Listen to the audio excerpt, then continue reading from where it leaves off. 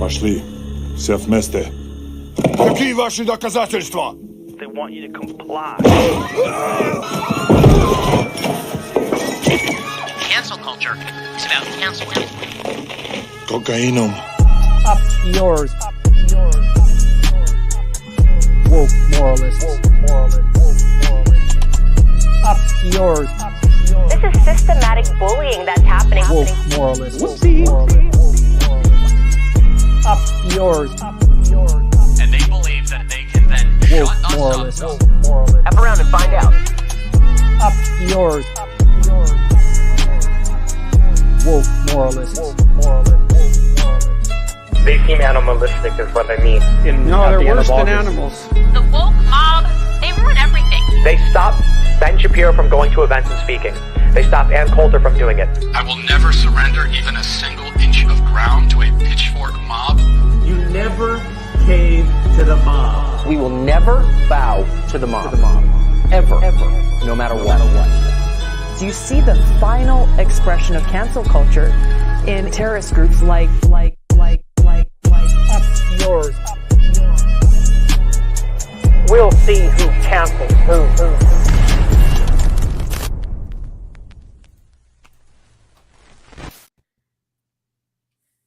Hey everyone. Hello. Hello. How's your Thursday going? Not good.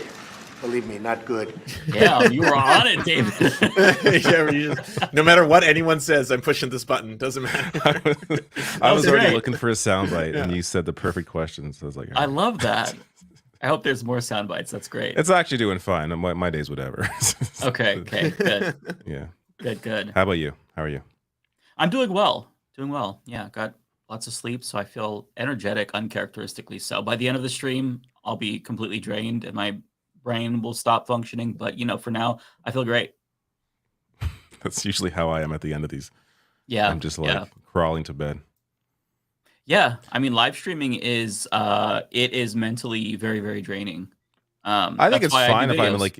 if we did these podcasts in the morning, like 10 a.m. Perfect time. 10 a.m. Eastern time. So you West Coast people got to wake the fuck up. That would be 7 for me, which would be a little bit difficult because I'm not a morning person. I feel like I don't see you. I don't see you tweet or put anything out till 3 in the afternoon. You're you wake up at what 12. I wake Pacific up at time? around 9 or 10 every single day Pacific. Okay. That's normal. But it takes me a very long time to get my brain turned on. I have to just kind of sit there and stare at my phone for 30 minutes before I even get out of bed. I'm just not a morning person, so it's really difficult for me. By a couple of hours later, I feel like my mind is okay, I'm awake finally. So yeah, I'm a late night person, not a morning person. I feel like I'm both. I enjoy being awake at night and I enjoy being up early, but it's really hard trying to do both of those things. It doesn't really work out for me. You've got to pick one. I feel like I really am envious of people who are morning people just because I think it's, you get to see the sunrise early. It's beautiful. Everybody's up and about. So but maybe it's just because I'm more of a late night person. So it's the grass is always greener on the other side. I also enjoy, staying up and, watching TV and playing video games and stuff and just kind of vegging out. But yeah, I respect the morning folks. Yeah, I also have to be awake because I have a child and I have to do things. I was going to say, that's true. Probably play a big factor in this. Yeah, but even before I had a child, I didn't mind waking up as long as I got proper sleep. And but then again, I can't stay. Whatever. This is. It's never worked out for me. Never had proper sleep, so it doesn't really work. Doesn't really matter. I never sleep. That's exactly what I expected. I was checking YouTube last night and I saw you streaming. I was like, oh, look at that. Yeah, I was on until I think 12 or 12:30, and then I had to wake up to take my kids to school around. We leave the house at 7:30ish. So, so you got 6 hours. Yeah, about that's 4 a.m. for me. Once I'm done with the show, even though I'm exhausted, I can't just fall right to sleep. So I usually end up watching a movie or playing. A movie? Yeah. Like a 2-hour movie? That's a big commitment. Yeah. The other night, David Lynch before you go to bed. I just put something on. My wife liked to put on background movies when bedtime. And so last footage. night I caught myself watching the entirety of the background movie Jurassic Park 3. That's the one where the Velociraptor talks in the plane, right? Yes, it is. Nice. Yes. Alan! Wait, I don't remember this. It's so funny. I don't remember 3 at all. I know I saw it, but I don't remember anything about it. Yeah, I remember Lost World and the first one, of course, but the third one, I feel like I just purged it from my mind. No, 3 is a fun one. I actually think 3 is more fun than the second one. But it's just a very straightforward movie. It's probably the simplest of the Jurassic Park movies. It's the one where this kid gets caught on the dinosaur island, and the parents kidnap Dr. Alan Grant to help find their son on the island. Do you guys remember? Is it ringing a bell now? It's not for me, honestly. Maybe I didn't see it. I thought I did. I don't remember that at all. I definitely watched it because I know we marathoned like all 3 of them. This was before the new ones, like back in 2014. So I saw it. I don't have the information saved in my head. There are so many things like when I watch a movie, unless it like really hit me or I watch it like more than one time, I forget completely like what the plot. Like this is the same thing with video games. Like maybe because the stories aren't as good generally in video games, but like I'll finish a game and then months later, I'm like, oh, I beat that game, but what happened in the story? I don't remember anything. I'm glad I'm not good with that stuff. My brain does not retain that information. I'm the same way, but I'm so much worse in the sense that as I'm watching it, like I forget names. So like when we were watching Game of Thrones, it was insufferable because like there's so many characters. That person who's Littlefoot again, is that the guy who's bald? Littlefoot. Fuck! I just want to watch the show. I'm like, but I'm trying to follow along. I can't. Like, there's too many fucking characters and they have weird names. Yeah, I need a better attention span. Speaking of movies, I did see a movie that's very controversial over the weekend. Against my better judgment, I saw Civil War. I didn't want to see it in theaters, but I was morbidly curious. And it was basically what I expected.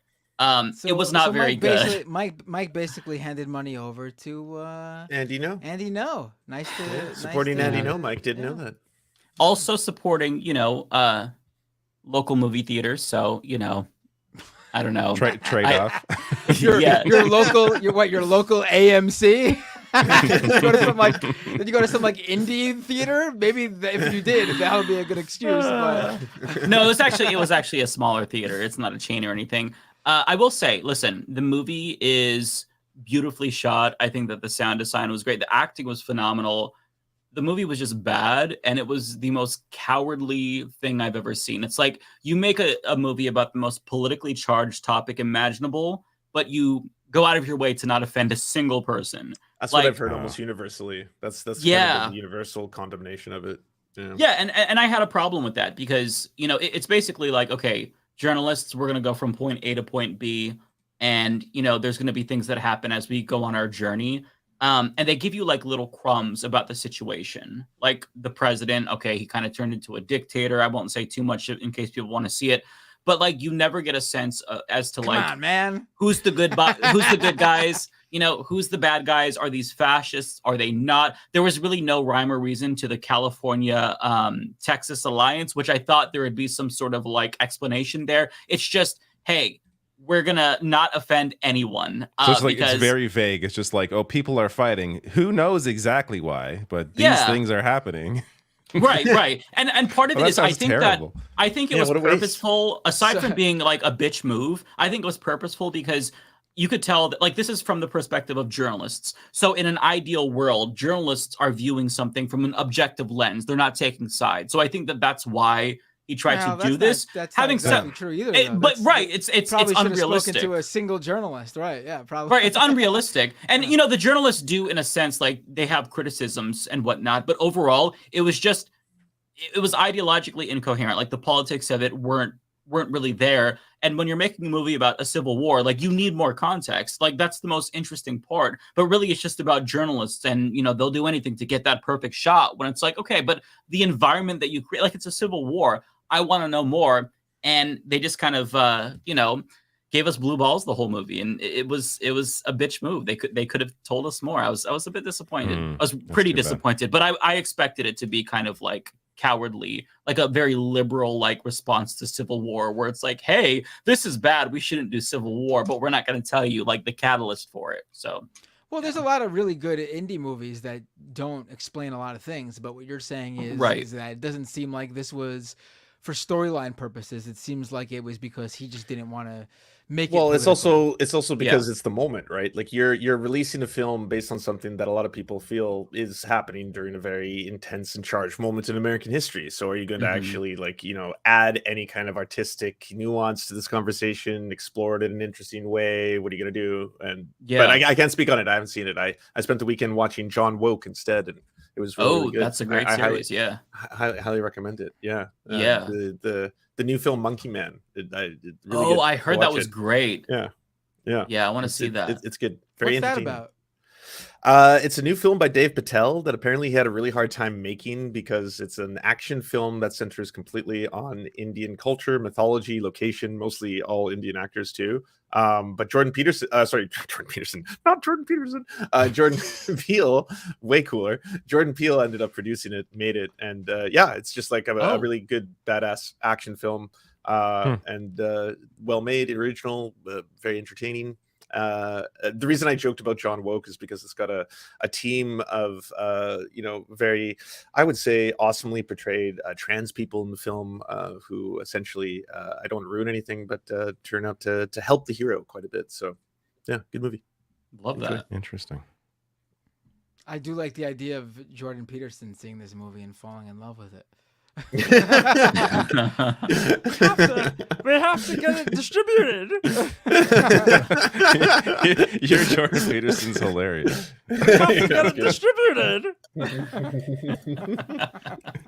It doesn't sound at all like him, but you get the essence. There was no monkey in this movie.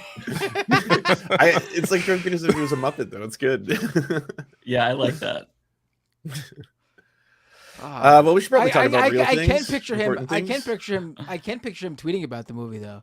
Like literally getting upset. They're like, the movie is called Monkey Man, but there are no monkeys in the movie. There's a comedian's voice that you sound like that I'm trying to figure out. I just sounded like Pee Wee Herman a little bit there, I think. But I'm thinking of somebody else. Yeah. Oh my god, it's gonna kill me now because I can't forget this or can't remember this guy's name. Jordan Peterson's Big Adventure. Someone just said, "What about Bobcat?" Yes, Bobcat. Goldthwait? That's exactly. Yes, that's exactly who I was thinking. Yes. Also, I could do a Bobcat impression without even knowing. That was your Bobcat impression. That was perfect. Little Pee Wee, little Bobcat. Yeah. I don't think I've heard him talk. He sounds like Matt Binder. Yeah. Really? Well, that impression. His name is Bobcat, though. I've never thought about this. I've known about him and I've seen some of his movies, but that's a very bold choice of a name. Kudos to his parents. Yeah. Hold on, shout out to his parents. Hold on, shout out to all the parents. Yeah, I hate to say this, Mike, but I had a feeling. But his name is Robert Francis Goldthwait. Oh, that's lame. Okay. So it's a moniker. No, his parents really wanted a cat, and they came out as a person. They're like, oh, "Fuck it, call him Bobcat." Makes sense. I mean, yeah, you can make your own name if you want to. There's no rules. I don't have to go by Mike. I could go by Leopard Guy. That's stupid, but you know what I mean. Fill in better sounding cool name. I just think leopards are cool, so it came. Leopard Guy. Anyways, what happened news happened this week? Did anything happen this week? I've covered 3 Canadian stories this past week because I find everything happening in America so boring. Up the Canada content. So I'm just at least it's happening here. David, what I realized while watching your video, I was listening to your video at the gym, and so all I heard were the voices, and it dawned on me that Pierre Poilievre, if I'm saying his name right, he is the Canadian Ted Poilievre, Cruz. but it doesn't really matter. Oh, Poilievre. I don't care. He's the Canadian Ted Cruz. I honestly don't think Mike cares that much either. He just wanted to say that he was working out at the gym. and Ted Cruz is the Canadian Ted Cruz. So yeah, that's right. Yeah, Ted Cruz is a Canadian Ted Cruz. But no, that's true. He's more. I'd say he's more like the Ron DeSantis, maybe. But I don't know. Yeah, I'd agree. He's him. He's just he's an annoying little dweeb. Just think of Milhouse. He's a fascist Milhouse, Mike. That's every time you hear him. Fascist Milhouse. He's fascist Milhouse. Yeah. That's who he is. Yeah. Yeah, I just get nerdy vibes. Yeah, like so fake, disingenuous, like that thumb pointing type of politician. So let me play a clip of him because I want you guys to tell me whether or not you believe that he thinks what he is saying here, or if this is just a figure of speech. So I'm gonna play this video. Let me bring this up. While David's doing this, just for anyone who doesn't know about this guy, he's the leader of the Conservative Party of Canada. He's most likely going to be the Prime Minister of Canada. Any moment that an election is called, all the polls show that he's leading it. He sucks on so many levels. And these are kind of more the laughing at him clips than the horrifying racist clips that he's got. Like the guy's like he's spoken at conferences held by residential school denialists. He hasn't disavowed extremist white supremacist groups like Diagolon up until the point that one of the leaders of Diagolon actually like made jokes about sexually assaulting his wife. Then he suddenly denounced them. Like he's got like a monstrous rap sheet of shit. He sucks. And that's on top of the fact that of course he pretends he's like a working class hero. Meanwhile, his entire career has been spent propping up massive corporations, voted against gay marriage, voted against cannabis legalization, voted for restrictions on abortion. Like he also criticizes career politicians like Justin Trudeau. His only career ever has been in Parliament. He's been since his early 20s. It's the only job he ever had. Like, he's so funny. But and he's doing the anti-LGBTQ plus stuff now. Oh, like, yeah. Exactly. Oh, really? Just like 6 months behind the US, but same talking points, exact same on. shit. Like, and his supporters, you can tell they're stupid because look at how they spell paychecks. It's wrong. Dumb Canadians. All right, so listen to this. The electrician who captures lightning from the sky runs it through a copper wire to illuminate this room and light up the world is not ordinary, he is extraordinary. The electrician that captures the electricity from the sky and runs it through a copper wire to light up this room, he is extraordinary. The electrician who captures lightning, runs it through a copper wire to light up your home, tames the most fierce force in nature to make us all comfortable and happy and illuminate this room. He is not ordinary, he is extraordinary. The electrician who's able to capture light through copper wire. I love that it's got to be in French too. En français. He is not ordinary. He is extraordinary. Even in French. Okay. One time I could see, he's just, being hyperbolic, whatever. 4 times describing the steps and how he thinks electricity is generated. It's sorcery. Does he really think this is how we have electricity? They capture lightning from the sky? Like, wow. Everyone knows it's a mage who powers it with magic. Of course, exactly. Thank you. Yes. He's so stupid. But this is just like, this is the ridiculous, again, as Lance said, this is like the ridiculous part of him. But this guy is not a good person. No, it's really unfortunate. I'm sad. All polling points towards him. That's like, I wish I had. He's such a Stephen Harper type too. Like same type of like dweeb, he worked for him. Establishment type. Oh yeah, that makes sense. He was the housing minister under him, didn't do shit for housing, and now he's trying to claim that he's the one to solve housing. Like, you were in that position, jackass. You didn't do anything. It's unbelievable. So sad. Canada, I mean, come on. Why would you copy us when we're doing everything wrong? Don't do the opposite of what we do. Jesus. I don't want to flee to some hellhole that's fascistic. Since we're on the topic of Pierre Poilievre, this is the clip that I covered this week. It is so fun to watch. So this is going to be a liberal MP that goes after him, but here it is. Why won't they realize that they're the problem and not the solution? Alex Jones endorsed him, by the way. Oh, of course. Mr. Speaker, the leader of the opposition has been masquerading across the country as a working class hero, but it's fascinating when you actually listen to what he thinks people do for a living. In a couple of recent speeches, he said he thinks electricians capture electricity from the sky and that welders weld with their bare hands. What's he going to tell me next? The fishermen in my community dive beneath the ocean and catch them with their bare teeth? Mr. Speaker, I can forgive the opposition leader for being a career politician who's been on the public dime for a couple of decades, but if he wants to represent the interests of the working class, he should talk to a person who has a real job. I'm telling you, America's missing out by not having this, but not having question period, not having parliament. Like, Parliament. I know. Yeah. I would love to see, Donald Trump, like, when he was president, have to be in this in this situation. Yeah. Question time is the best part about it. Would be good for him. Oh yeah. Well, actually, question time from he like probably the UK would. and Trump it's my favorite thing about parliamentarian systems. Yeah. Although you guys have question time, we have something even better. So I'm going to share an article with you all. I was telling David about it before the stream. So the Freedom Caucus did something that I think is incredibly brave and intelligent. And so this is from Olivia Beavers. So Freedom Caucus on alert for possible moves against its GOP leaders. So, there's this move to oust Mike Johnson. And part of the contention, aside from like Ukraine funding that they're against, is that he is bringing bills to the floor without the ability for them to introduce amendments or without enough time to read it. So the Freedom Caucus came up with the most brilliant idea imaginable to respond to this. And I'm going to read this article, just a couple of paragraphs. Conservatives in the House Freedom Caucus are signing up to take shifts to monitor the chamber floor in order to prevent their own party leaders from making unilateral moves that could curb their power. The Freedom Caucus Floor Action Response Team, shorthanded as FART, aims to guard against an unannounced request to pass resolutions that would stealthily limit their leverage against leadership, according to two Republicans. That's all I wanted to show you. That's it. That's the story. They came up with FART. Brilliant. To be fair, it is an accurate representation of the Republican Party. Yeah. Just a whole lot of smelly gas. That's the entire party. Hot air. Yeah, I appreciate hot them. air. Hot, smelly air. I want them to come. I want like the establishment Republicans to come up with like burp or something like Bill, something. Just come up with all these kind of acronyms: burp, fart, shit.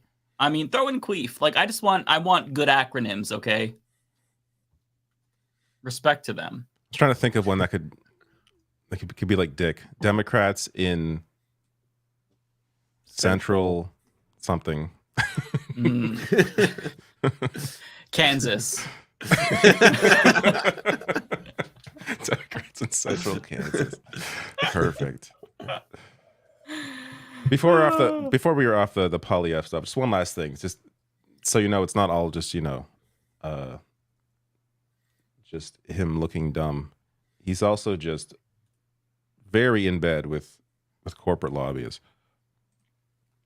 So they stack their top counsel with corporate lobbyists, and this is while they're discussing how they're gonna work against the liberal corporate corruption. Which, to be fair, yes, the Liberal Party is very much in many ways in bed with corporations.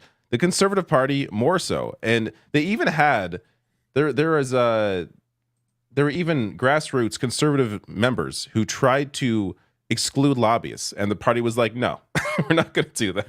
So they were squashed by the majority of members of the party to ensure that lobbyists for whether it's of course oil lobbyists, pharmaceutical lobbyists, anti-union lobbyists, like this is again all while they're discussing how they're for the working class, real estate lobbyists.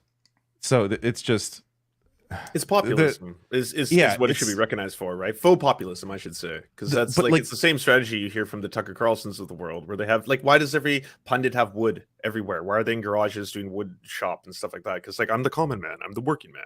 I know what it is to make something with my own two hands. It's like, motherfuckers, you are so soft. Like the cream. I'm just amazed how many people are falling for it. Like I understand not liking Justin Trudeau, especially after almost 9 years of him being prime minister, but to simply sway to the complete other direction and be like, oh, so I'm for Pierre Poilievre now, who is for all the same things I hate about Trudeau and more.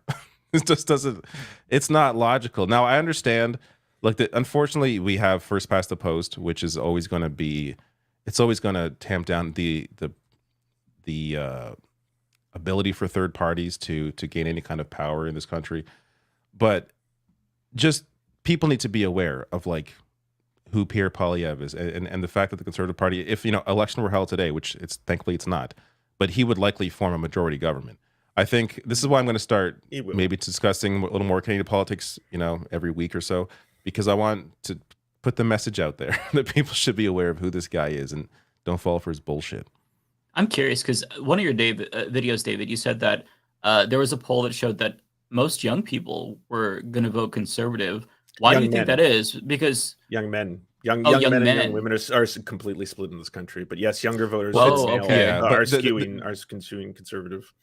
There was a poll that showed it wasn't a majority, but there was like it was 42% of 18 to 29-year-olds are supporting the conservatives. So that's a plurality. That's a lot still. It's a plurality, but the issue, I mean, again, the issue, I wouldn't say issue, but one of the features of the multi-party system is that you have, the Liberals, the Greens, and the NDP. If you add them all up, it's more than the Conservative Party in support.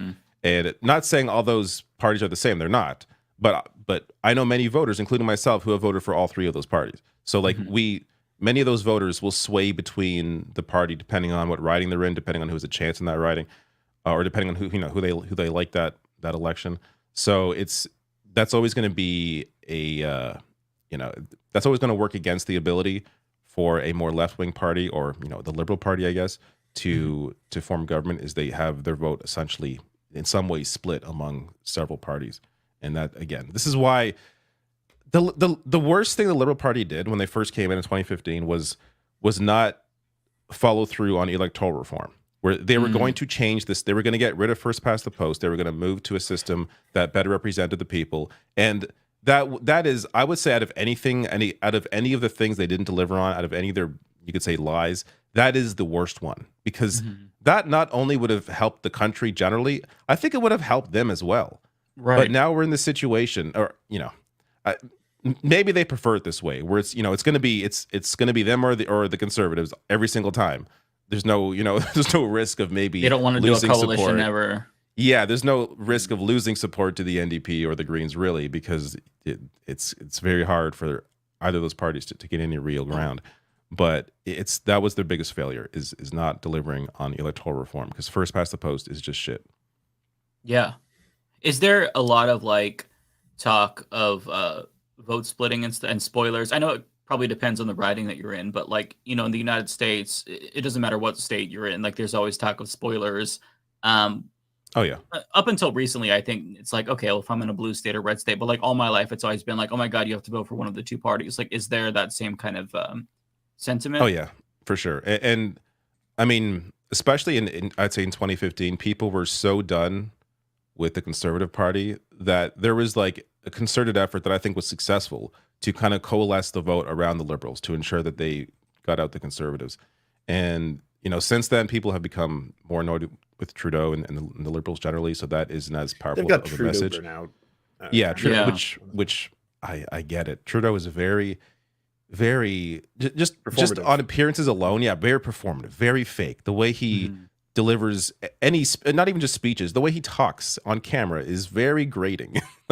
After 9 years of hearing, it's just annoying. So I totally understand that. And then on top of that, people are like, oh, look at the price of gas, and that's Trudeau's fault, which no.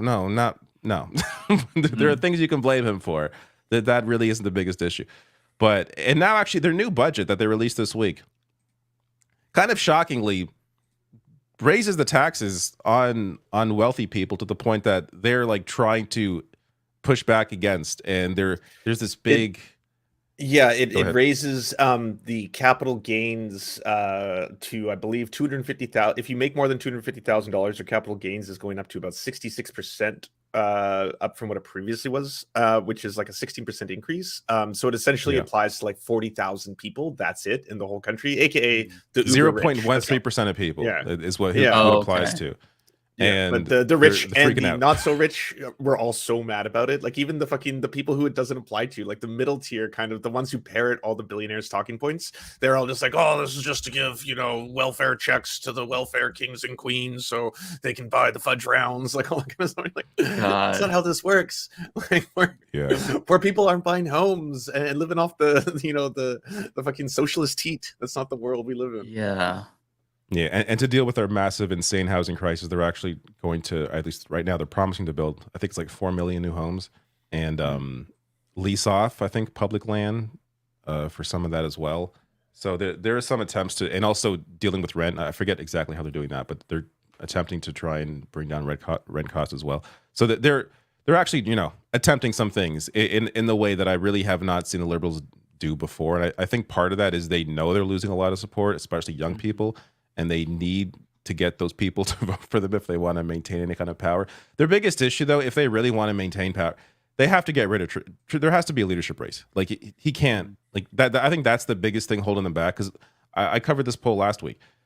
It shows that Trudeau has these massive unfavorables, but Pierre Poilievre isn't that popular. Like looking at polling of him, he's like around 39%, I think, approval, 34% negative. Jagmeet Singh's around the same numbers. So it's not like the conservative or the popularity of the conservatives is what's driving their popularity. It's the hatred of Trudeau and the Liberals. Trudeau is so hated that it is boosting the Conservative Party. If they just replaced him, I don't even know if there's a perfect replacement. Like, I don't know who you think, Lance, would really help them. Not that I care to help the Liberals, but like against the Conservatives. Like, I'm not sure who has a chance. Who would at this time? No one's old enough. No one's in that sweet Goldilocks zone where you're basically at that age where you're like above 38 but before 50, where you're kind of like that's considered young and upcoming in this particular. Like it's the same thing with American politics, right? You have to be a man who's aged in this really specific zone where it's like, oh, that's a very young politician, Maybe Obama was like 40 something when he was president, and he was like the youngest president ever. It's like similar to that. And anytime it's a young person, when Trudeau was first running, the big line from the Conservatives were, "Oh, he's just not ready. He's just not ready." It's just like, if you have somebody who doesn't look like they're old and grizzled, he's too young. He's just not ready. Meanwhile, I don't know. His dad was the prime minister. If anybody's young and ready for the spotlight, it's probably somebody whose father was prime minister. Which also I think many ways you can work against you and make you disconnected. But I don't know. Like Chrystia Freeland, I think a lot of people don't like her either, so I don't think she's a great replacement. Maybe the guy I just showed you, Sean Fraser, he's the housing minister. Maybe. Oh yeah, he has some pretty good one-liners. Maybe he'll be okay. But I don't know. That's what they got to do. I'll just add this though, because I know obviously I'm sure a lot of the American viewers are tired of us talking about Canada. Although we do talk about America. It's fascinating. 90% of the time. I'll say. I enjoy talking about it. That's like, I don't care. I don't care about any of you Canucks. The thing I will give say me this. is hockey and Bret the Hitman Hart. All right? Anything else? Hockey, that's right. Starts this weekend. Yeah. It does start this weekend. Canucks are looking good, David. That's all I'm going to say. Sorry. I will say this. Same thing applies to the U.S. If you're looking towards the next Canadian election, you're feeling depressed, it's most likely, it sucks because it does look like there's going to be conservative majority. But there are, people should also look towards other victories that are happening in other aspects of the left. For example, Canada just had a massive land back victory for the Haida Gwaii people. I believe over 200 islands suddenly are getting land titles signed over from the Crown. So fuck you, England. Fuck you, King. They're going rightfully to the people who will have land title treaty over them. That's huge. It's not really reported mainstream. It's not that sexy. It's not interesting to people outside of the country. But it's a massive, what I would say, leftist victory for land back against colonization. It's a similar theme to what you're probably hearing in a lot of the world right now. So nice. Yeah. One question I have is because I don't know exactly how it works. So when does Trudeau have to call an election? I'd imagine he'd wait as long as possible, but is there a time limit? Does he have to do it within 5 years? So when is the deadline basically? So it will, if there's a no confidence vote, if the NDP, I think, decide to turn against him, there'll be an election called. But in lieu of that happening, I forget when the next scheduled one is. I think it's next year. Oh, so they're just kind of scheduled? So there's both a scheduled one, and there's at any single time, if basically Parliament can't pass a budget, then an election is called. And so right now, for the government that we have, the Liberals have a minority government. So at any given time, they have to be propped up by the NDP to pass their budget. So the NDP have been using that for utilizing soft power. This is actually kind of cool because they're Soc Dems. They identify further left than the Liberals are. They've been trying to implement and successfully implemented things like dental care, for example. They got a dental care program passed by saying, we're only going to pass your budget if you agree to do a federal dental care program. Now, it's not ideal, and it starts with a whole bunch of kind of checks and balances. You have to be making X amount of money. Like it's not as universal as it should be, but it's basically they're wielding their soft power in a parliamentary system to prop up the libs. But at a certain point, it can't go on forever, as David's saying. There is a scheduled so it's October 20th, so on or before October 20th of next year. So that'll be next year. Okay, so they actually have time to get their shit together. Okay, because I was thinking it was like the UK, where I think that the prime minister has to call an election within 4 or 5 years, and they usually wait until like polling is optimal before they call it, although the Conservatives have just been in power forever. But I thought if you have if you have a majority, you can call it. Like he could, if he thought he was in a good position, he could call an election. Okay, but it there's as Lance said, there it is scheduled, but it can be called or triggered beforehand if they can't pass a budget. Yeah. Okay. Interesting. See, when we can't pass a budget, we just shut the shit down. I love it. Government just shuts down. Yeah, that's why I think parliamentary systems are so much better, just because there's that possibility of coalition governments.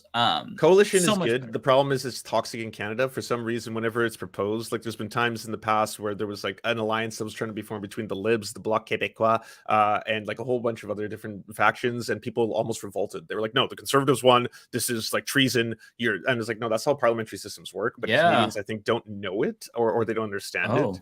But yeah, we don't do it like Europe does. Like Europe does so many, just sometimes wacky coalitions. We're like, whoa, this like far right group is joining with the centrist group. This is joining with a little bit of the Workers' Party. Like we don't get that kind of wacky wild European stuff. Yeah, I think that's usually because they don't have first past the post. That's usually because they have a proper like electoral system where the parties are kind of forced to work together. Whereas ours, it's a little different. Yeah, there was in Germany, I think it was like in the 2000s. The Greens were actually in a coalition with, I think, the Social Democrats, and they ended up pissing off so many people because they voted for war just to hold the coalition together because they didn't want to destroy their power, and that was really interesting to see. But I much prefer parliamentary systems. American system is so broken that like anything seems preferable. But I mean, you all have problems too, obviously. Just varying degrees, and for me, like the Americans, the one thing that I find really ridiculous is just the fact that the Supreme Court holds way too much fucking power, and these people are on there forever. I feel like the Supreme Court here is never really discussed. Like you can kind of work around it in government. It's important, but it doesn't the Senate's operate not discussed either. Yeah, the Senate also is not a really. I mean, it's we have one, but it's not really important in the same way. It's more ceremonial, right? Like it doesn't. Yeah, sometimes wacky stuff happens. It's one of those situations where, like, what exactly is a governor general? Wait, Canada has a queen? Oh, a king, I should say, as a head of state. That's weird, right? But then it's like the governor general can actually be used in times like Stephen Harper prorogued Parliament for like a certain period of time, and that was seen as highly controversial, right? So there are times when it's like it's just a quorum until it isn't, and then all of a sudden it's like, oh wait, you're actually exercising your authority to suddenly pause Parliament to be to do something sketchy. Oh, you can do that. All right, well, we're all just finding it out. Yeah, I know. That was wild. So does your court have, like your Supreme Court, does it have judicial review? I don't even know the details of how it operates, to be honest with you. Like it's so not a discussion here.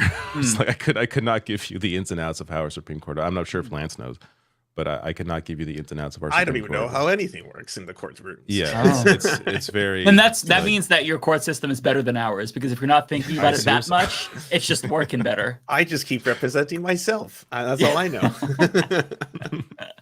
It's worked out so far. So like king could make a decree, and Canada's got to listen, right? Like in theory, you're still the king. You're still the king's bitch. It's a constitutional monarchy. It's not a monarchy, but in theory, we're supposed to listen. They just don't ever exercise that authority in constitutional. Like monarchies. you guys were like mourning when the Queen died, right? Like they were devastated. It wasn't talking about Lance. It wasn't and a day David off in particular. You guys were I was celebrating. No, I was hurt. getting I was hurting bad. I was getting people screaming at me on the internet for saying "fuck the queen" and shit like that. And they're like, "Oh my god, it wasn't her fault. She was born into this. Do you not know? And like, she didn't do anything bad. This was post-colonization and all this kind of stuff." And I was like, "Oh well, let's talk." Yeah, I don't get the whole she was born into this because like she could just born be into like so much privilege. she could be but she could literally be the one to change the game and just be like, I abdicate the throne. It's done. This is no more. Yeah.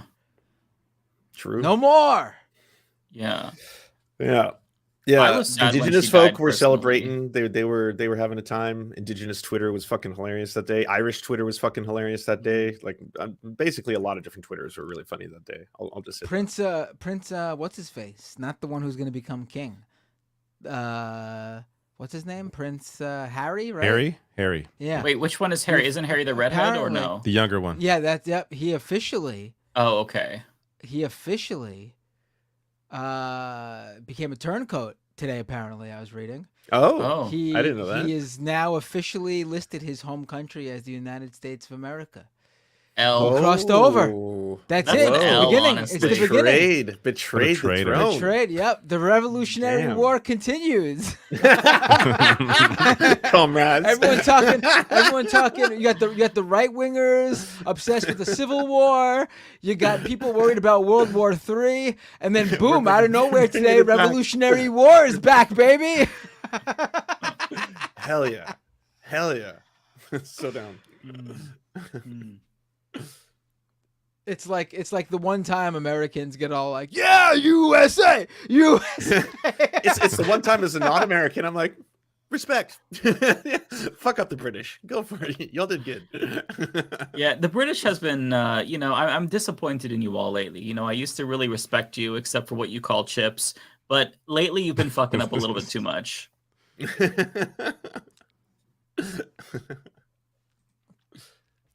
I mean, honestly, though, it's hard to complain when I feel like we're with some things. Obviously, Britain is number one on. For example, it will continue to be the number one in import export of turfs.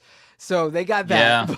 Yeah. They're finally. But yeah. But it's hard to knock any other country when the U.S. is vetoing the one country to veto the state of creating a state of Palestine that went to vote in the UN today. Beyond fucked up. Yeah. Mm-hmm. And that's while Biden is claiming that he supports a two-state solution. Mm-hmm. Yeah, won't recognize one of the states. Such a piece of shit. Did you see that Ken Klippenstein reported on this, like, I think yesterday or the day before, where he was saying that they were apparently trying to use politics before vetoing? They were trying to convince other countries not to vote for statehood, and they were like, no. And they were so, like, not only was the United States going out of its way to veto this, they were going out of this way to try and campaign within the United Nations to be like, please don't recognize Palestine as a state. This is just going to make things more complex and worse in the Middle East, and it's not a good idea. Which, yeah, like the depravity. I mean, I don't know. This week has been really bad for covering, Gaza and Palestine in terms of news. It's just been repeatedly breaking me. I've been, especially, the striking of those kids in the refugee camp. Seeing that foosball table. I don't know if you just saw the footage came out on CNN. That was also really fucked up to look at. Honestly, I've been avoiding some of that stuff because it's like I know what's going on there. I've seen enough already. I don't need to continue just seeing this fucking trauma. There are people that need to see it because they don't understand the issue. But I feel like if you know like the what president, the problem is, I feel I don't need to maybe expose myself to it. Yeah, exactly. Maybe Joe Biden should have to, Clockwork Orange style, stay there 24/7, just looking at what exactly these policies are resulting in. I understand that. I understand that people have genocide. Fucking the I saw this cartoon the other day that was really well done. It was done like a mirror, equal on both sides, and had the person on the left basically at home watching these horrors and atrocities happening, and the person on the right having the horrors and atrocities happening. I saw that, the one on the left turns off the screen, and so then you can just walk and go outside while the person on the right is still living in it. And that's what I feel sometimes is happening. I'm honestly just genuinely shocked that after all the noise that was made directly after all of those aid workers were assassinated for lack of a better expression. There was suddenly what felt like this push. You saw Nancy Pelosi for the first time being like, things have gone too far. Jose Andres is my personal friend, and world leaders who normally in the West were like, I'm not going to talk about this, being like, that was pretty fucked up. It went from that to war with Iran in like a week. Where what happened to all the disgust and outrage and like the famine is still happening literally right now, like, but the pressure or all of a sudden all these politicians who for the first time grew a spine and were like, I'm ready to take a stand, and right now all of a sudden now it's just like, oh well, I mean, potential war with Iran is about to happen, so we gotta focus on that. That's where we're at now. Yeah, that's a fun little few days of news and that was going on. Anyways, anything else? Anything different? We changed the topic. Climate change. Oh, wonderful. It only gets better. I have something that's kind of fun. If you guys are interested, I like fun stories.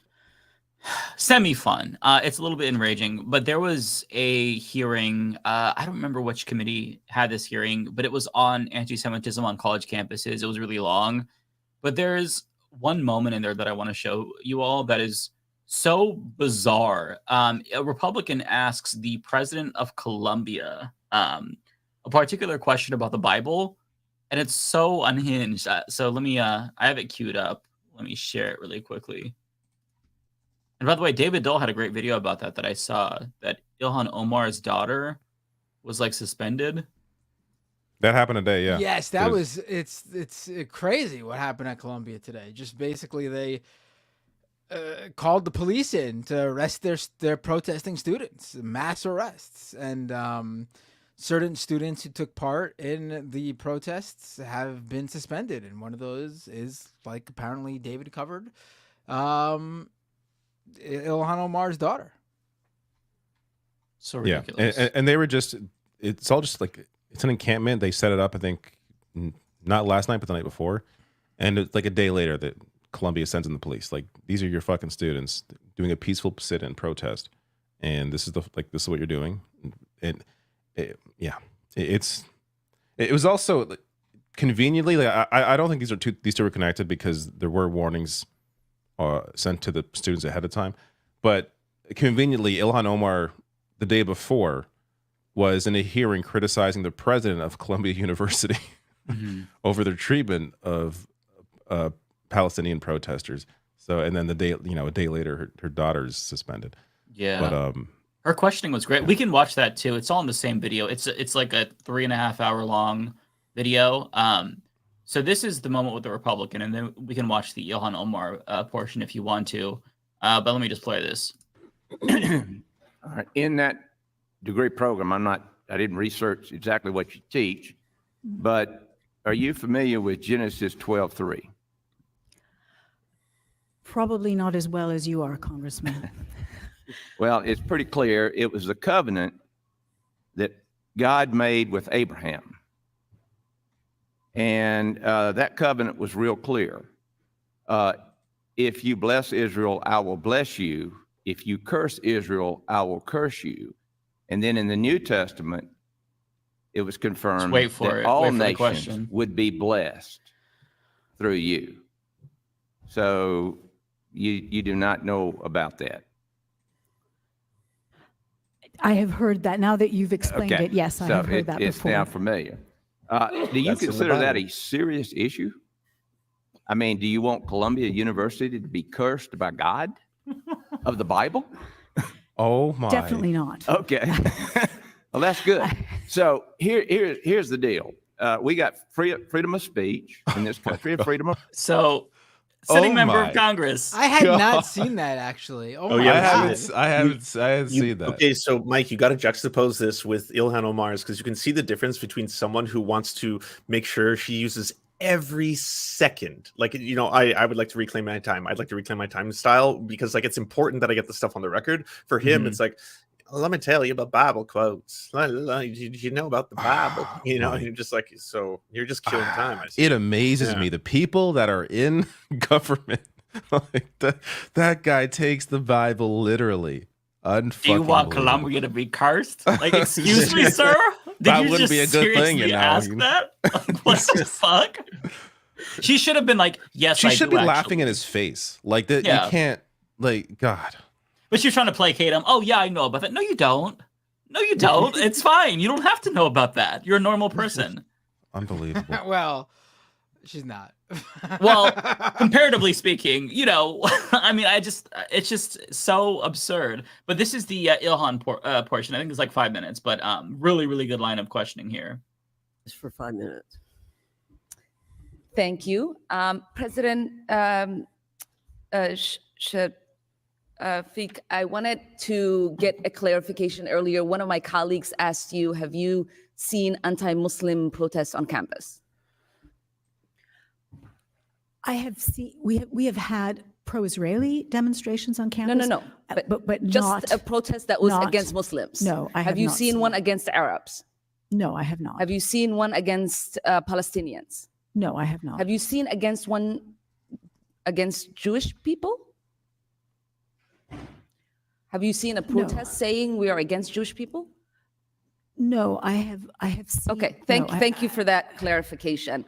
There has been a rise in targeting and harassment against anti-war protesters because it's been pro-war and anti-war protesters is what it seems like, correct? Correct. There has been. Okay, thank you. Activists on campus, including Jewish students, Black and Brown, Arab and Muslim students. How many of the organizations that were canceled in Colombia involved Jewish students? One of the organizations is called Jewish Voices for Peace. Yes. And encompassed of Jewish students? Yes. Okay, thank you. There was there's been a recent attack on the democratic rights of students across the country. I was appalled to learn that in April, Colombia suspended and evicted 6 students for their involvement in the pro-Palestinian panel event on campus. It happened that all 6 students were arbitrarily targeted after the university brought in a team of private and former police investigators. These investigators harassed, intimidated Palestinian students at their homes, demanding to see students' private text messages and sent threatening emails to the leaders of those pro-Palestinian groups. I would like to ask you to speak a little bit more to this situation and ask you if you guys have utilized private former police investigators before, or is this the first time? So this was a very serious case. We had students who on an online If you could call, shorten your answer, that would be really appreciated. of course, who invited people who were inciting violence, and that is unacceptable. And so we needed to get to the bottom of it.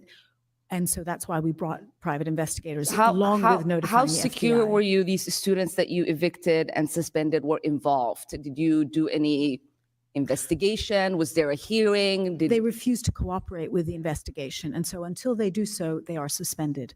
Okay, thank you. And then in January, there was an incident involving students that were protesting that were attacked with a toxic chemical substance, leaving many hospitalized. A lot of them did not receive support from the school administrators. Can you speak to what is happening with the investigation, if you all are cooperating, and why weren't the students provided any support after they've experienced that attack? So this is still with the police. And as far as we know, we think it was an odorous substance. And we did reach out to all of those students who said they were affected. Many of them didn't want support. We also It took you guys more than 4 days to reach out to students. No, I don't believe that's correct. Okay, will you actually. respond, give me a written response with the fact that you all responded right away to those students? Yes, I would be happy to do that. All right, appreciate that. And it looks like there's been a lot of doxing and harassment that has taken place. What protections are a student being provided? We created a doxing resources group to support students. There were many students who were affected by this, Muslim students, Jewish students, and completely, other students. That group has, we had 90 students reach out to that group to get support in terms of both technical support, legal support, privacy scrubbing, and so on. And before I run out of time, I wanted to ask what do your rules say about professors that harass students online, like Professor Shai Davidar has done, and professors who directly attack you as the president as a coward and a liar?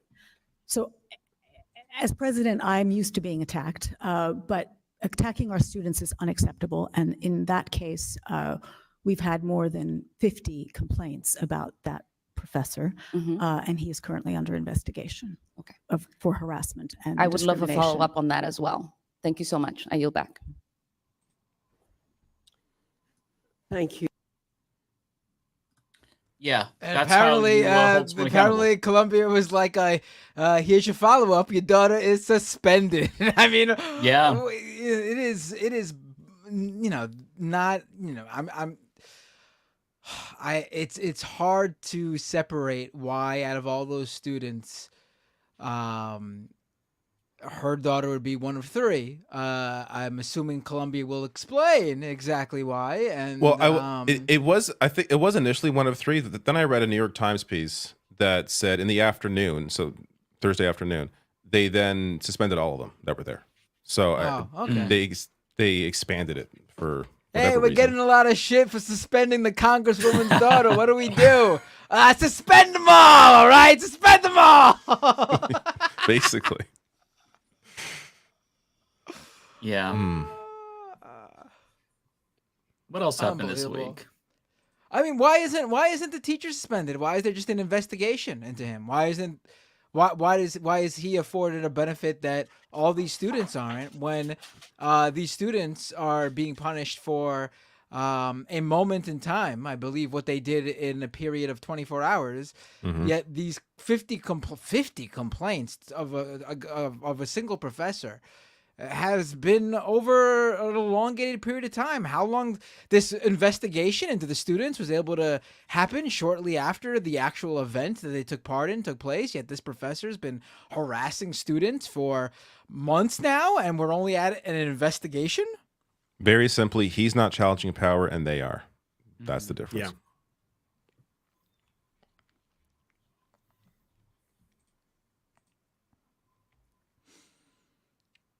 Anyway. Oh my God. Where's Rebecca? You know, I will say though that this will undoubtedly blow up in Columbia's face, this action. I'm going to make an educated guess here and say that a lot of people had not heard of the protests happening on Columbia's campus. They were unaware that there was this sit-in, this camp out, this occupying of Columbia's space. And a lot of people are now going to know about it because of how Columbia called the police in to brutalize their own students. And they're going to get a lot more support. And I would not doubt that the next action that takes place at Columbia is much larger due to this. Yeah, people are saying, yeah, it's the Streisand Effect. I'm not sure if you all saw another instance of the Streisand Effect this week, but J.K. Rowling had a journalist, Rivka Brown, I think she's of Novaria Media. She was forced to tweet out, on this day, I called J.K. Rowling a Holocaust denier. That is inaccurate, offensive, and I apologize. So she's basically like, she's crying free speech, daring, Scotland to arrest her over their hate crime law when she's the one who's using her wealth and power to shut down other people's speech. But that was the most colossal backfire I've ever seen, because like that whole day, once that tweet was put out, yeah, the whole week, right? J.K. Rowling is a Holocaust was trending. I was wondering why I kept seeing that. I'm like, I guess she denied the. I honestly thought, I guess she denied the Holocaust. Like I didn't know the reference point for that, so it worked. It worked on me. She denied thought she was a aspects Holocaust of it. denier. You can, there, you can well, say there that. we go. Like, did you not see that, David, a while ago when JK basically? I don't tried to follow say her there at was- all. I find her so fucking annoying. But even like her popping up in other news, like so she basically came out and tried to say that it was a fever dream that the Nazis did book burning or targeted trans people, and people were trying to point out to her right away, like the Institute of Sexology, run by Dr. Magnus Hirschfeld, who Hitler called the most dangerous Jew in Germany, was basically a mass targeting of LGBTQ plus folk, including obviously trans people. I think the first person who ever received bottom surgery in like history had gone to that institute. And there was a trans woman who was either, because there are no records of this, either taken specifically by the Nazis and imprisoned and died in prison, or was executed that day of the book burning. So like it's a matter of historical record that the Nazis persecuted trans people, LGBTQ plus people, all that kind of stuff. And so she said it was a fever dream. She's like, what fever dream did you read about this? And then everyone was like, whoa, this is recognized in Germany as a form of Holocaust denial, right? Like, there's obviously a variety of ways to downplay or try to do apologia for Nazi war crimes. And like, there are people who try to say, well, is the official number of Jewish people actually accurate? That kind of stuff, right? And then there's other people who are like, well, the Nazis didn't target disabled people. Yes, they did. The Nazis didn't target Roma people. Yes, they did. They didn't target gay men. Yes, they did. Right? Like there's a lot of history of all of that. They targeted a lot of groups. So yeah, she made it famous. She did more work promoting that than I think anyone else. Yeah, more people will know about that than ever before. So appreciate it, J.K. Rowling. And what I love is that she was so indignant too. Like when somebody told her about that, she's like, "You just say something like this without doing any research." It's like, Jesus, like you are so embarrassing. On top of that, other news with J.K. Rowling, she was saying something to the effect of like, "I won't forgive." Or I won't accept the apology. I won't accept an apology. She wants an apology. It's like they're not apologizing, motherfucker. Yeah, she pre-rejected Daniel Radcliffe's apology. I was like, they didn't apologize to you though. Yeah, and Emma Watson too, right? And Emma Watson, you skip the step, Joanne. That's all I gotta say. I mean, come on, like it's crazy because like she tweets like somebody who like is so alone, so miserable, but she lives in a castle, and maybe she is alone in her castle, but like, I mean, you have to log off. If you look at her Twitter timeline, it is all trans people. It's genuinely absurd. It makes me think that like she has to have some issues with gender dysphoria or gender issues herself, because like the only reason why you think about it this much is because like you're trying to prove to other people something. Like it reminds, like I don't know if necessarily the same as like homophobes tweeting like that. Like an extreme addict to the rage bait. That could be that as well, right? Because like, there's a lot of people where they don't get any interaction outside of that world. Like there has to be something going on. Like she has her fucking castle. Like why are you? Yeah, man. If I had the money that J.K. Rowling has, you would not fucking hear or see from me for the rest of my life. She's what bored. are you doing? She's bored. That's the major factor. Get some friends. Like what the fuck? They're bored. I mean, they have no. She could go on a vacation no immediately anywhere. I saw some rando MAGA woman who's I don't know how much money she's got or anything, but she clearly in her photos at home looks bored throughout her day. She was complaining that she was calling it virtue signaling because people had left flowers at the mall where all those people were killed in that mall stabbing in Australia. She said it was virtue signaling. And these people are bored. That's what it comes down to. They're horrible people who are bored. And when you're a horrible person and you're bored, you do this stuff online because you're an idiot. And but don't rich people like hunt humans for sport? Like not go on Twitter? Like isn't that the thing? I mean, like she should be eating caviar and like there's so many things fucking new coats and shit. To be hunched over on Twitter when you're bored is the worst way to use your time. Right. These people are demented. Us plebs can There's do something that. wrong. There's something wrong with these people that their life is spent obsessing over how others live, obsessing over the fact that others show understanding and empathy to other human beings. They can't understand it because they're bad people, but because they have nothing else going on in their life, instead of just doing, going to work or hanging out with their kids or their family, because they have nothing, their kids don't talk to them, or they never had any kids because nobody wants to talk with them to begin with, because they're horrible people, they're bored as fuck, and they have an outlet online to be pieces of shit because it passes the time. That is, I guarantee you, what 99% of these people explains 99% of what these people are. There's just. But I mean, you nothing could else. be hateful and have a hobby. Like and an island filled with everything.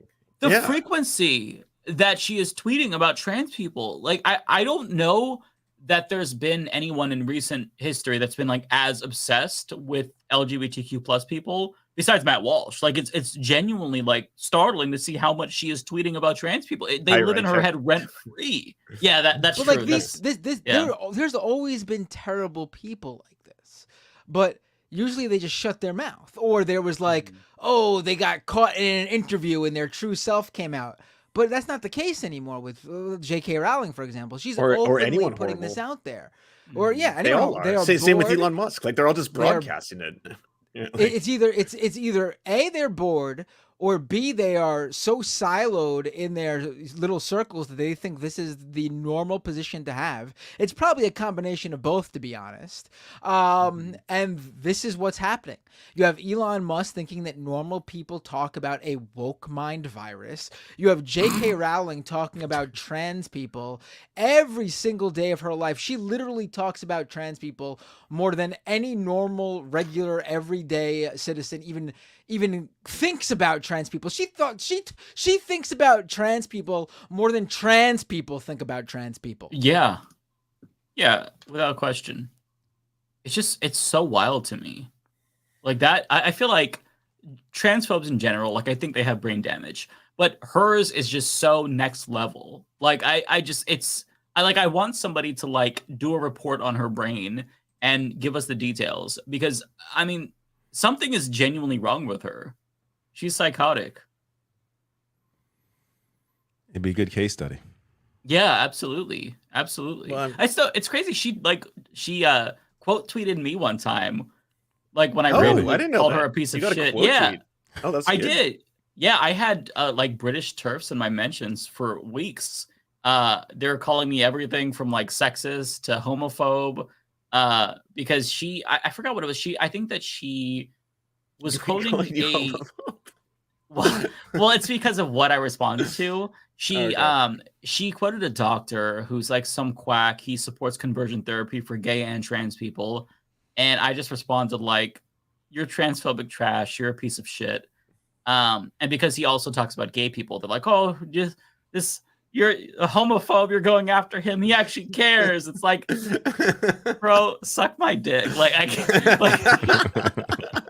like, and it's so weird because like I feel like I got brain damage from that, because every single response that I got from her followers, and you could tell like 2 weeks later, like, "Oh, you were mean to J.K. Rowling." I read it in a British accent, a bad British accent in my mind. It's like, oh my God. And it was just so fun because these people, like, they don't know who I am. They've never heard of me. It's not like, this is my audience who's like telling me I'm a piece of shit. Like, it's random people who are mad because I went after mommy, and so what she does is she'll like take a screenshot, so that way if you try to delete it, if you get like harassment or something, they still know where to find you. But it's like I genuinely could not care less. Like all of these little dipshits, like even if you look at on the subject of her being bored, so every once in a while she'll post like these get-togethers that she has with other TERFs. And it's like, a couple dozen people. They look miserable. Like they all look like they hate their lives and that they're bored out of their minds at these events. Because it's like, what do you do at these events? It's like, oh, trans people are pretty bad. Yeah, trans people are actually doing a British accent. Yeah, don't you respect trans people? Oh, they're terrible. Oh my God, just horrible. It's like, what do you like? You have to get a hobby. What are you doing? Just meet up to hate on people for who they are. It's incredible. Yeah, like get it together. It's like a circle jerk of hate, and you're all bored out of your fucking minds. I don't know. Can you give us play video games. Give us the British accent again, Mike? It's so bad. It's such. I thought it was pretty good. It turns, if I speak it long enough, it becomes Australian, but it's trans people. They're quite. I can't do Australian, so that's it. I like how soft spoken it is. It's like a I'm trying to do like the J.K. Rowling. Terrible British. Yeah. I just sound like an old British gay man. Trying to do the fancy British accent, right? Because that's what J.K. Rowling, I guess, would. I don't know. What is she's a fucking wanker. No, that's a little Does she talk like that? Posh is nasally. Like... You gotta have it up in the Oi, bruv! Yeah. No, that's not Posh. That's a little more. That's the streets. That's the London streets. Right. What do they call gay people? Like the slur in Brit? Like what is it? I don't know if I'm allowed to say it. I know what it is. It has the Oh. word bum in it, and then MER Oh. after. Yeah. Or There's a different one. There's also the one that has the word poof in it. And Right, that's the one I was more. thinking of. Yeah, Yeah. Okay. Yeah. She was a little Yeah, those poof. are the two slurs. Is Yeah. that sounds it's so bad. I'm so sorry. I apologize to my That's British. not bad. That's good. I'm laughing at how convinced Honestly, I am all I'm that you hearing are in my head British. right now is Dick Van Dyke's chimney sweep accent. So, Oi, Mary Poppins! I'm just taking the piss. I like that one too. I love it. That's a good saying. You taking the piss. The way I like that I that would saying. I'm start actually when I was jealous of it. younger, I couldn't like reenact a British accent unless I did the whole "You're a wizard, Harry," and then from there I'd be able to talk. You just had to Otherwise, I start out with couldn't that. like. That's my your trigger brain for wouldn't it. work. Yeah, I had to start that way. I feel like I can't do an accent unless I hear someone's accent, then I can imitate it immediately. But I can't do it from like memory. It just doesn't. It never works out. I mean, I should It's be able gotta to be do a British spontaneous. accent. I'm Yeah. partially British. I should be able to pull one off. You know, You're Try it, partially let's see. British. I am a lot I feel of like every things, week man. I discover a new background that you have. I'm You're a mutt, Jewish, man. Italian, Brit. Like what the fuck else are you? Filipino? Like what else is in there? No. Everything is squarely in Europe. It seems. I'm trying to think. Yes, Italian, English, Prussian, but Prussia's not a thing anymore. So that doesn't. But I'm Prussian, which means I'm probably German, Ashkenazi Jew, and that's it. That's everything. It should be everything. What a combination, Unless man. I gotta do a 23andMe or something and find out what else I could possibly be. You should do that. Mine is very simple. I'm just Portuguese and then a little bit of Spanish. That's it. Very simple, easy peasy, boring. I think I'm what they call white. Yeah. I'm not white. I'm German. Like everybody in the. Oh, I'm Irish. Like they don't say white. They just I'm this kind of white, but not white. That's I don't know. I feel like everybody does that. Like, what are you? I'm like Irish, German, and British. Yeah, I remember growing up in the schoolyard. People were always like, "Well, what's your background?" Or "What are you?" It's like, "Oh, I'm Portuguese, Italian." It was all a bunch of European people. Yeah, basically. it's just a variation of white. Yeah. Yeah, somebody said that my name sounds Italian. A lot of people say my name sounds Italian. Anytime I would go to meet a new professor or meet someone new, it's like, oh, Figueredo. Like, nope, not Italian. No, not it's Italian. As somebody who is Portuguese, it is Portuguese. I can Right, tell. yeah. There's a lot of people in Brazil and Portugal with the last name of Figueiredo. Portuguese. Yeah. But yeah, Exactly. I could see why somebody would say that it's Italian. If you don't know any better, But now my last name is the Serfs. I thought you were a fellow Italian myself. Thought I had another person to feel that Italian shame with right here on. Italian shame. What are you shameful for? Mamma mia.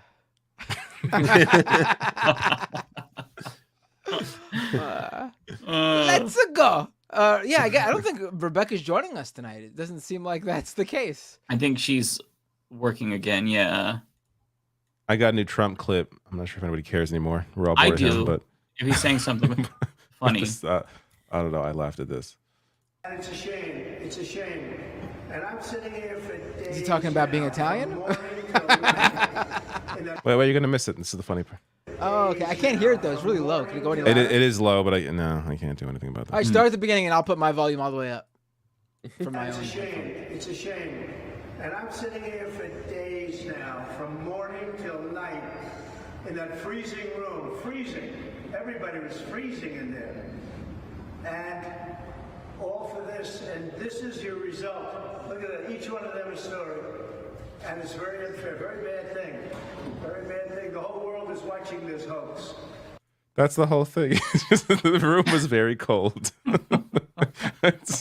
He's running out of shit to complain about. Oh, it's freezing in there. So it's something definitely like an elderly person. I'm sorry, I shouldn't say that. But like, I just think of like my mom. Oh, it's so cold in here. It's like yes, This is a normal temperature room. It's freezing. What was it that he was saying? Jon Stewart had a clip of him saying something about Gettysburg. I don't remember exactly what he was saying, but it was really funny. It was like, "Oh wow," or something like that. I could try to find the clip. Jon Stewart was great this week. Yeah, I haven't seen it. Iran, Israel. I saw the clip. Really great segment. Just basically. I mean, I think I want you to go watch it. He's been really great since he's come back. It really, you know how they say you don't know what you got till it's gone. I mean, I realized that when Jon Stewart was gone, the Daily Show wasn't as good. But you really don't realize what you've lost until they come back after being gone for so long. Because now I'm really appreciating how good he is. I mean, he is the best conduit for bringing fairly left-wing ideas into a mainstream audience. He's really good at it. His politics are as good as you can expect from someone who has that immense audience and influence that he has. I tremendously respect the guy more than ever now, honestly. He's great. Yeah, and he's not missed a beat. Like he is exactly where he left off. Like he has not lost anything. Like he's as sharp as he ever was. The writing is as good as it ever was. Like it's fantastic. Someone in the chat, I don't know who, Tim just said, I want to appreciate Jon Stewart, but I'm afraid he'll turn out to be a Zionist. Have you watched Jon Stewart on he's clearly, listen, again, even before he left, he wasn't. Yeah, he's always been really good on this issue. I don't know if he's a guy who like is as is someone who believes that the state of Israel should not exist or it should be a one-state solution. But this is clearly a guy who thinks Israel is not the good guys in this scenario, and he has tremendous empathy for the Palestinians who are experiencing this and the Palestinian cause. Honestly, I mean, but I'd say he's the only person on mainstream TV that you'll hear say a sentence, because his latest thing that Matt's talking about was really good at the very end, where he's like, okay, so here was the deal, and this goes to all the countries in the Middle East. When we and other, nation states were drawing your borders, the deal was that we would do this, and then in exchange, you give us your sweet, delicious oil, and in turn, you give us more oil, and that was supposed to be the whole deal. So what's going on here? And I was like, you don't hear a lot of people actually just straight up say that on, TV. I don't know. I think he's good. I don't know if he's got an even further left wing, or it just so happens. I think he has. It feels like he has. That's possible, or it could just be that the timing of him coming back right during all of this. I mean, and he seems like a guy who has a pretty clear side on these issues. But either way, I mean, I think he's better than ever. He is on fire right now. Have you watched The Daily Show when he's not hosting it, like recently? No. Because I have, and it is not even close to the same as Jon's. Like, I know I gave it a try because he's the executive producer, I believe, when he's not hosting it. It doesn't even come close. Like, I watched one with Jordan Klepper. I watched one. There's another guy with brown hair, white guy. It's just so dull. And like, there's jokes in it, but they don't really land. It's more hacky. Like Jon Stewart, like he pulls no punches. There's a quality about him that's just like so unique. He's irreplaceable. Like don't watch it unless he's hosting. It's also almost unfair to those comedians, because a lot of them they're talented, they're great, but this is Jon Stewart's show. Like you're always going to be compared to him, no matter how good you may be. Even when Trevor Noah was there for years, I was like, this guy's still doing Jon Stewart's show. yeah. The writing just I tried to watch a bit when he was doing it, and it was very just like MSNBC. Like he was very shallow analysis. It was just super like the issue for me was really like the writing. It wasn't even just necessarily like him. It was just like it was very mainstream is what it was. Yeah, his delivery was fine. It's just the content itself, like the substance was not there. He was just a straight up lib. And it showed, always criticizing Trump, never criticizing Democrats. I mean, to be fair, he did once in a while to the extent that I saw it, but I checked out pretty quickly. I gave him a chance, and not very good. I do have the clip of Trump. I don't know if this is the same one that I was referring to, but this is from the same rally, I believe, and it's of him just saying stupid things. So this recent? Some of this. Yeah, this is recent. I think this was last week, I want to say.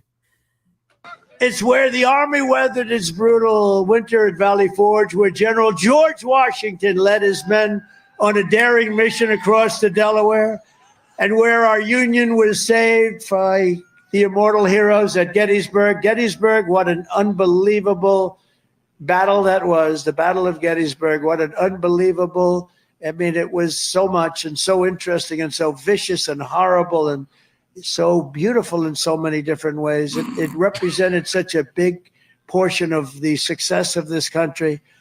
Gettysburg, wow. You could pluck me out of bed today and drop me into a quantum physics class, which I know exactly. Wow. Amazing. He sounded a little bit drunk there. He was like slurring his words a little bit. He does that a lot now. Like he slurs a lot of during his. I mean, might be on I something guess to when be he's fair to doing his him, he speaks for like 4 hours. Like he's like, he just goes on and like if I'm up there for 3 hours, I'm slurring words. I slur words sometimes in my 10-minute videos. So it's just same. Yeah. It just who would want to watch that? Like, I don't care what politician you put in front of me. 3.5 hours, sometimes 4 hours. It's so boring. I was reminded recently. I don't know why I thought of this, but when Trump was running in 2016, those two guys those two comedians that like talk to right wingers. I forget their names now, but they were posing as like Trump supporters at a Trump rally, and during one of his rallies when he's going on like his spiel, they're just like boring. I heard this already. You need some new material. And that's what goes through my head now when I see Trump do these speeches. Like, oh, he's doing this fucking bit again. It's just the same. It's like he's a comedian who hasn't had a new bit in like 8 years. Yeah, he's just going off the same material. In 2015 and 2016, though, that was like he was on fire then. Like, you say what you want about his politics, obviously, and I believe we say that, but I'm talking about his delivery and his weirdness and the entertainment factor. I guess the dude was off the charts then. He's no longer in his prime. He's definitely going. He's definitely losing it. Yeah. Here, I found what I was talking about. This is what I was talking about. It's The Good Liars. Oh, okay. Yeah, this is great. This is boring. We're bored. Tell some jokes. This is something. Entertain us. This is boring. Come on. So, very important. We're bored. This is. Are you serious? This is boring. This is boring. We came here to be entertained. This is boring. I'm so I bored. love you, but this is really boring. Donald, you're boring. Boring. Boring. Boring. That's brilliant. Because it's a comedian doing the same material. I mean, to be fair to him, I guess he's doing new material about him stealing the election or not. No, it was stolen from him. I mean, so that's his material now. But he is trying to steal it. That's right. Speaking of comedians, somebody said earlier that Ole and Walter Masterson collaborated. Ole went on Masterson's show. Oh. Yeah, Masterson has like an interview show. So yeah, pretty dope. Yeah, I'll have to check that out. I had Masterson on my show a couple years ago. It was very, very good. That was during the COVID era, after he was trolling the Canadian truckers.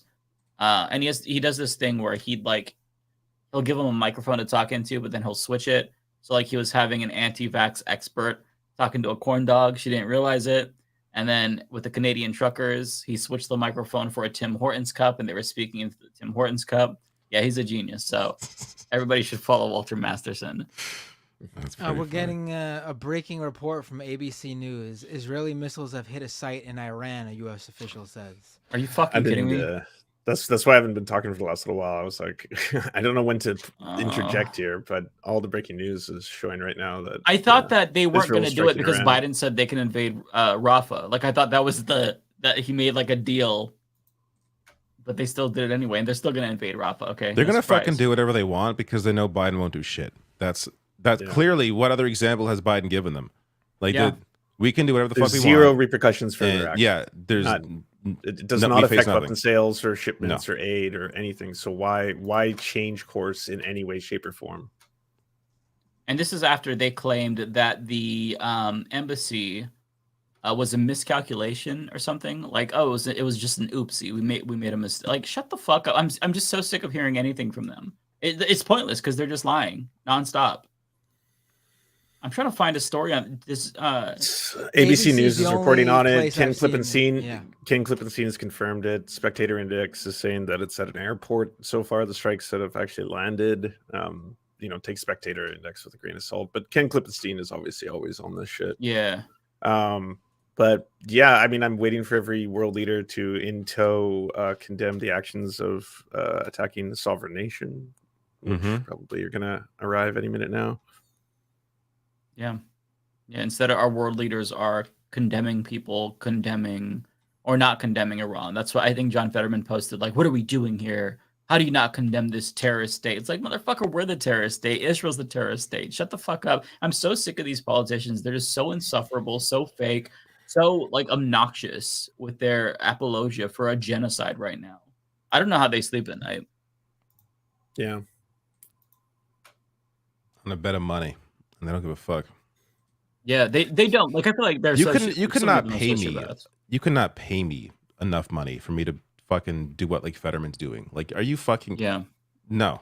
Like, why? Or John Kirby or fucking any of them. Yeah. I don't know how they turn off that part of their brain where they're like feeling shame. Yeah. Karine Jean-Pierre, she was like critical of Israel beforehand. Like, she was the progressive on MSNBC. She, I don't know specifically what she said, but she criticized Israel. And I think she called it apartheid. I'm not 100% sure. I'm paraphrasing, but she was critical. And now she's like, the chief propagandist, for the country. It's so sick. How do you do this? It makes no sense. Like, how can a human being be okay with like 30,000 human beings just being indiscriminately murdered, and you're like not only just saying nothing, but you're like doing apologia for it and making excuses for it? It makes no sense. No amount of money could ever get me to sink that low. The scary thing too is that this conflict is clearly trying to distract people from their operations in Gaza, right? Like, I'm not saying that's the only purpose for them wanting to strike Iran in the first place, but like, this is what is literally dominating the discourse now. Everyone's like, World War III? Oh, what? Well, let's talk about that. And then it's like, well, the starvation thing is still happening. Right. That hasn't been fixed. We haven't solved that problem. We're still waiting for it. Yeah, there's a professor that said he had a pretty good theory. Let me find his tweet actually, so I don't misquote him. But he kind of explains why he thinks Israel did this. It's speculation, but what he said makes sense. Hopefully, I could find it. Why isn't it more outlets reporting this though? It's a bit weird. Yeah. Well, it probably just happened. I want to confirm. I mean, ABC has been running with it now for a little while now, and nothing's been updated anywhere else. I mean, I believe it. I'm just wondering why no one's touching it. Okay, so this trying is to find the right angle, maybe. Yeah, right. How do we spin this?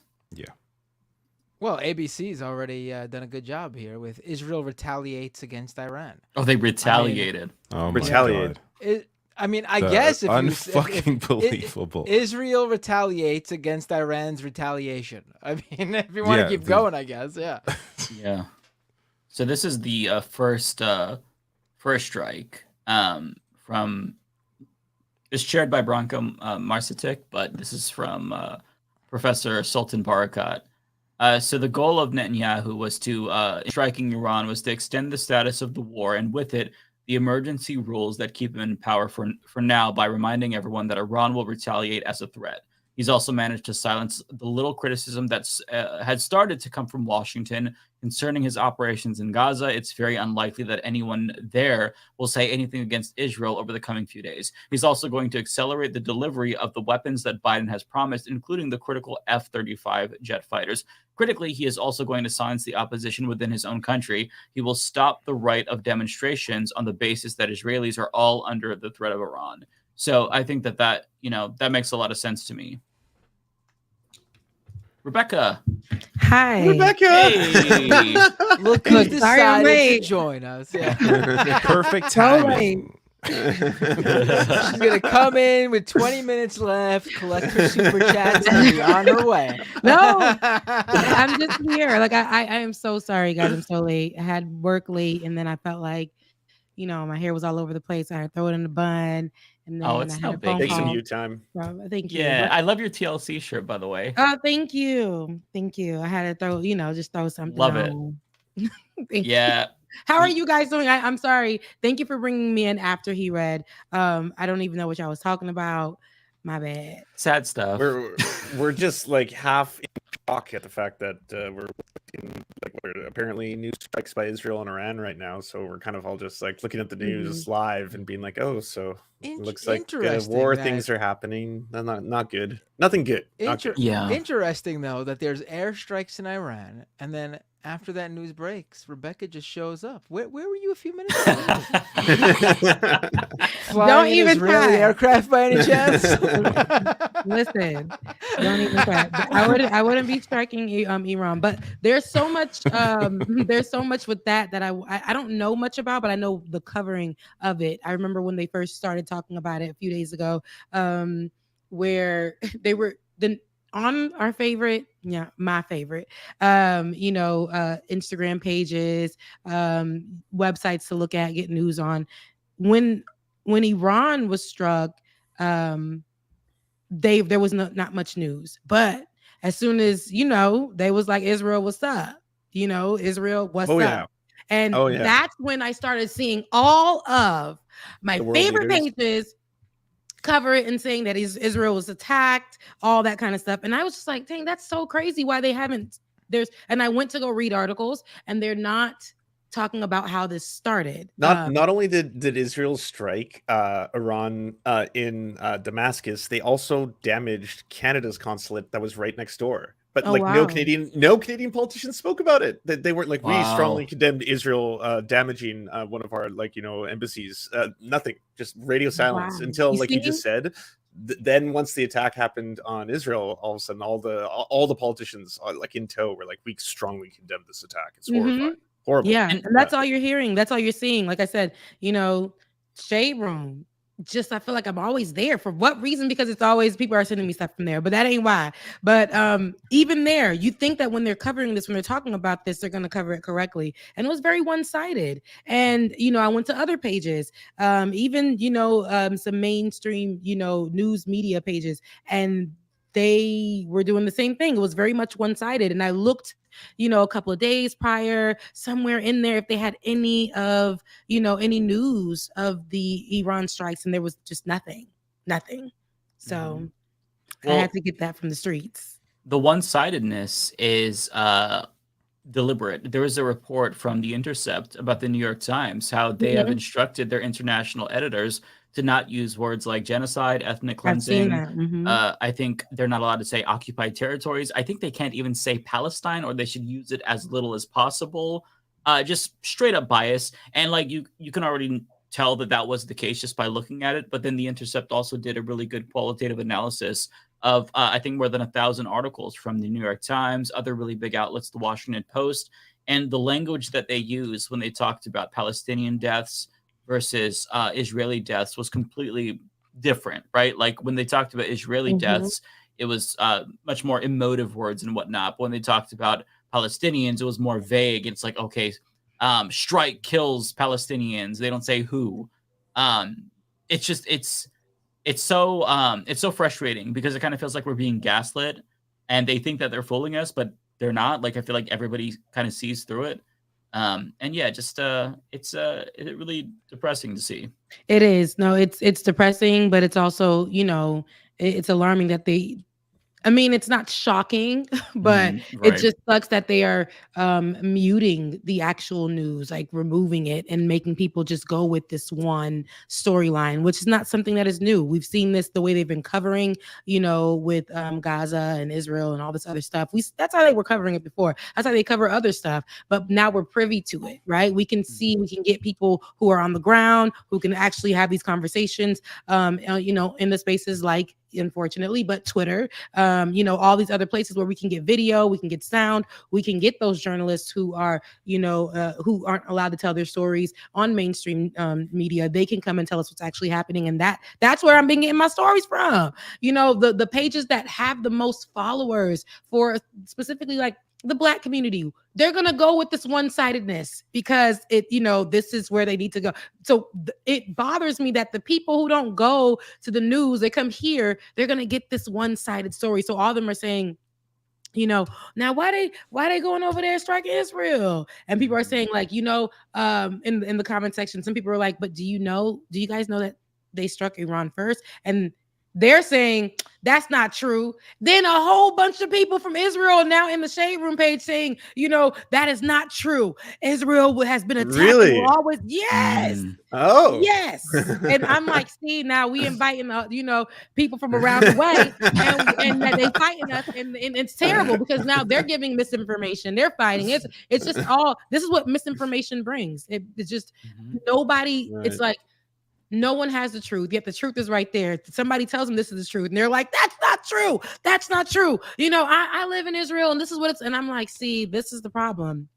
Israel they're so powerful that people really are going to believe that they're the ones that were struck first, and now they have to strike back, and now another war is going to happen, or whatever the case may be. And this is because Israel must protect themselves. But you're not hearing that Iran is protecting themselves. You know what I'm saying? So, yeah. When what Iran did is, they gave them advanced notification. They sent slower, like they didn't use cruiser missiles. Military locations. Right. It was targeted military location. You could tell that they did it because they had to respond for purposes of domestic legitimacy. Say we're strong, let everyone know we did what we needed to do. We defended ourselves. And then as soon as that happened, they're like, we're done. We consider this concluded. But Israel, the goal is to try to provoke another response or as many responses as they can, because if they were able to pull the United States into a broader regional war, that would really be beneficial for Netanyahu. It wouldn't be beneficial for anyone else. But like, so long as there's this predicament, like he's not gonna call for an election. He's not like he's gonna be in power because of this war. So he has an interest to prolong it as long as possible, stay in Gaza as long as possible. It's just really, it's such a dark time, and the fact that like our government is just cool with this, the one of the horrible like long-term consequences of this is that already international law wasn't necessarily people choose to abide by it. When I say people, I mean countries.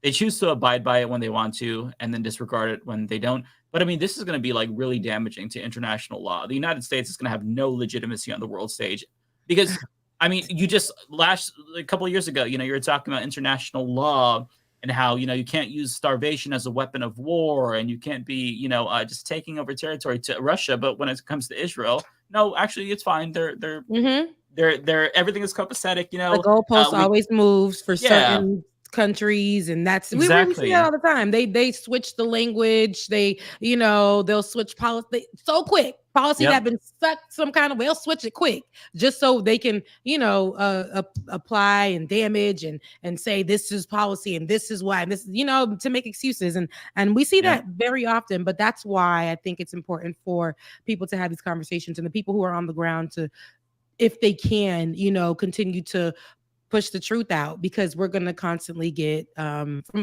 United States will look at us in the eye and just lie and tell us to go with it. And so I remember during the Trump administration, Democrats talking about how dangerous Trump was on the international stage because he doesn't uphold international law or international norms. And now what? Does none of that stuff matter anymore? Does the respect of the U.S. internationally not matter anymore? Like, exactly. CNN's reporting on it too, by the way. It's not just ABC anymore. Oh, CNN now too. So it's okay. Oh, they're trying every single time it's close to the weekend. Israel's like, you were gonna. Well, I guess last time that was when Iran struck it, but it's like each weekend we have to deal with like an international crisis. Like, let's get one weekend where we're okay, where we're not. I'm seeing from, this is Telesur saying it's Iran, Syria, and Iraq. We're all hit. Oh, it surprised me. Americans, don't go to war. Don't join in, please. Now you know Please. America don't stay out of nobody's Don't you have enough business. problem? They will literally hop definitely on. do that. Israel said, "What? Okay, yeah, and it sucks. It sucks that it's like that." And then here, I hope, I pray that we don't wake up tomorrow and it's the whole, America is getting ready to just, put themselves in It people's moves business so again. fast. People just online too. Everyone just all of a sudden like, wait, are you a traitor? Are you a traitor to the cause? Come on, this is like, it's happening. We're doing this. Oh dear Jesus. God. Oh yeah. Yeah, it's hard to imagine Joe Biden winning an election. By the way, if we go to war, It's getting worse. If he, it's over. It's over. Oh, Like, war just with Iran means he's toast. And then, I also mentioned this on my stream the other night. We were sold. Obviously, I knew that Biden would be bad on foreign policy, but He was good. He lowered drone strikes. He got out of Afghanistan. Drone strikes went like this. It was, for a while, that was my argument. I was like, that was surprising. But my thing is, the whole selling point to defeat Trump is that he's going to somehow, with his foolishness and his wild card antics, get us into a war. But that's what's going on right now. Joe Biden, because he refuses to stand up to Israel, and he wants to stay lock in step with Israel, and refuses to draw any red lines and put any money where his mouth is, he's going to end up getting us into a war. And at that point, who fucking cares? To me, there is no big difference then between Donald Trump and Joe Biden when it comes to foreign policy.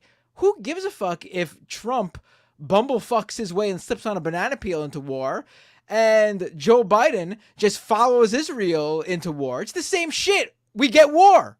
I mean, I don't care who the president is, that you get war. And people, yeah, if Joe Biden decides to join in, it's done.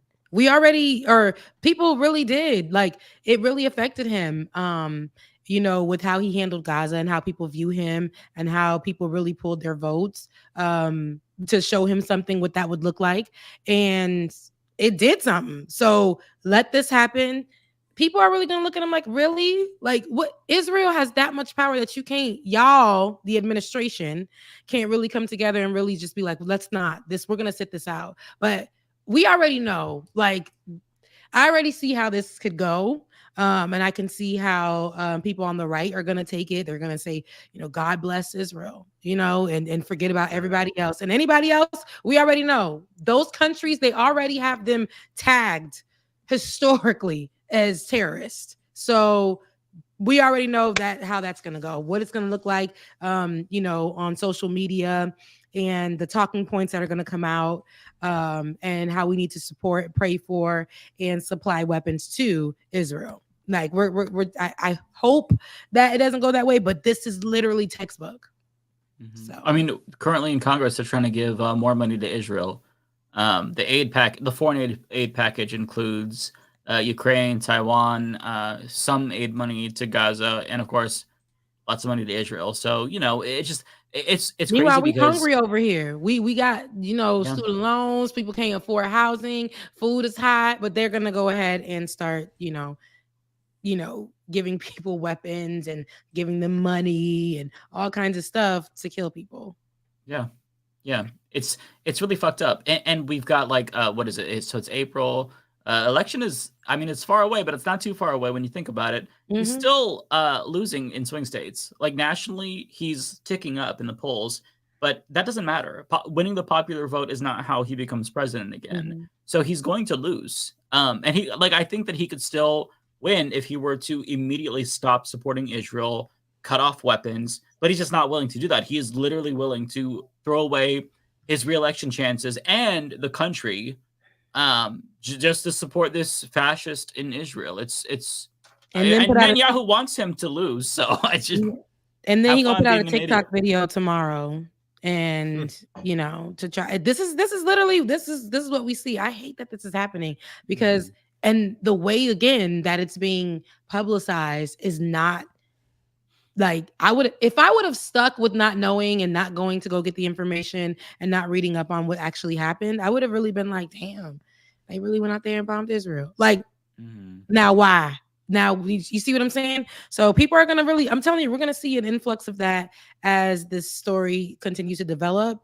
The talking points that they had last year when it came to Gaza, we're gonna see that coming up, and it's gonna it's gonna be. I hate it.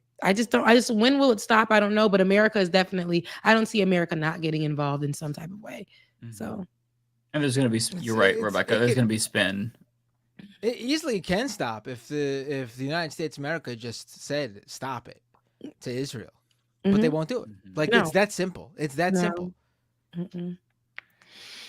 Yeah, somebody said, I think it was Christina in the chat, said that Al Jazeera is now reporting on it, as well as the strikes in Syria and Iraq as well. So they're going buck wild in the Middle East. Thanks, Christina. Okay. So again, I came in late. What else? How are you guys doing? How are you guys doing? Like, what's going on? In a quiet stream, everyone's kind of, I don't know. I know. Yeah. I had energy at the start. I am fatigued now. Yeah, no. Oh, you fatigued, David? I'm scared. I know. It's about that time. It's about that time. I know. That too. But just generally, I'm fatigued. Yeah, no, I get it. I'm super exhausted myself. I'm tired. It's been, I don't know. It's just it's just giving tired for everyone. I need like a legitimate like vacation, though. I don't want to fly anywhere right now. For many reasons. Because of Boeing, because of the shit going on in the world. Like, I don't want to risk flying anywhere. But I just need to turn my phone and computer off for like a week. That'd be nice. Yeah, no, I get it. I definitely get it. I wish I could do it. How have you been, Rebecca?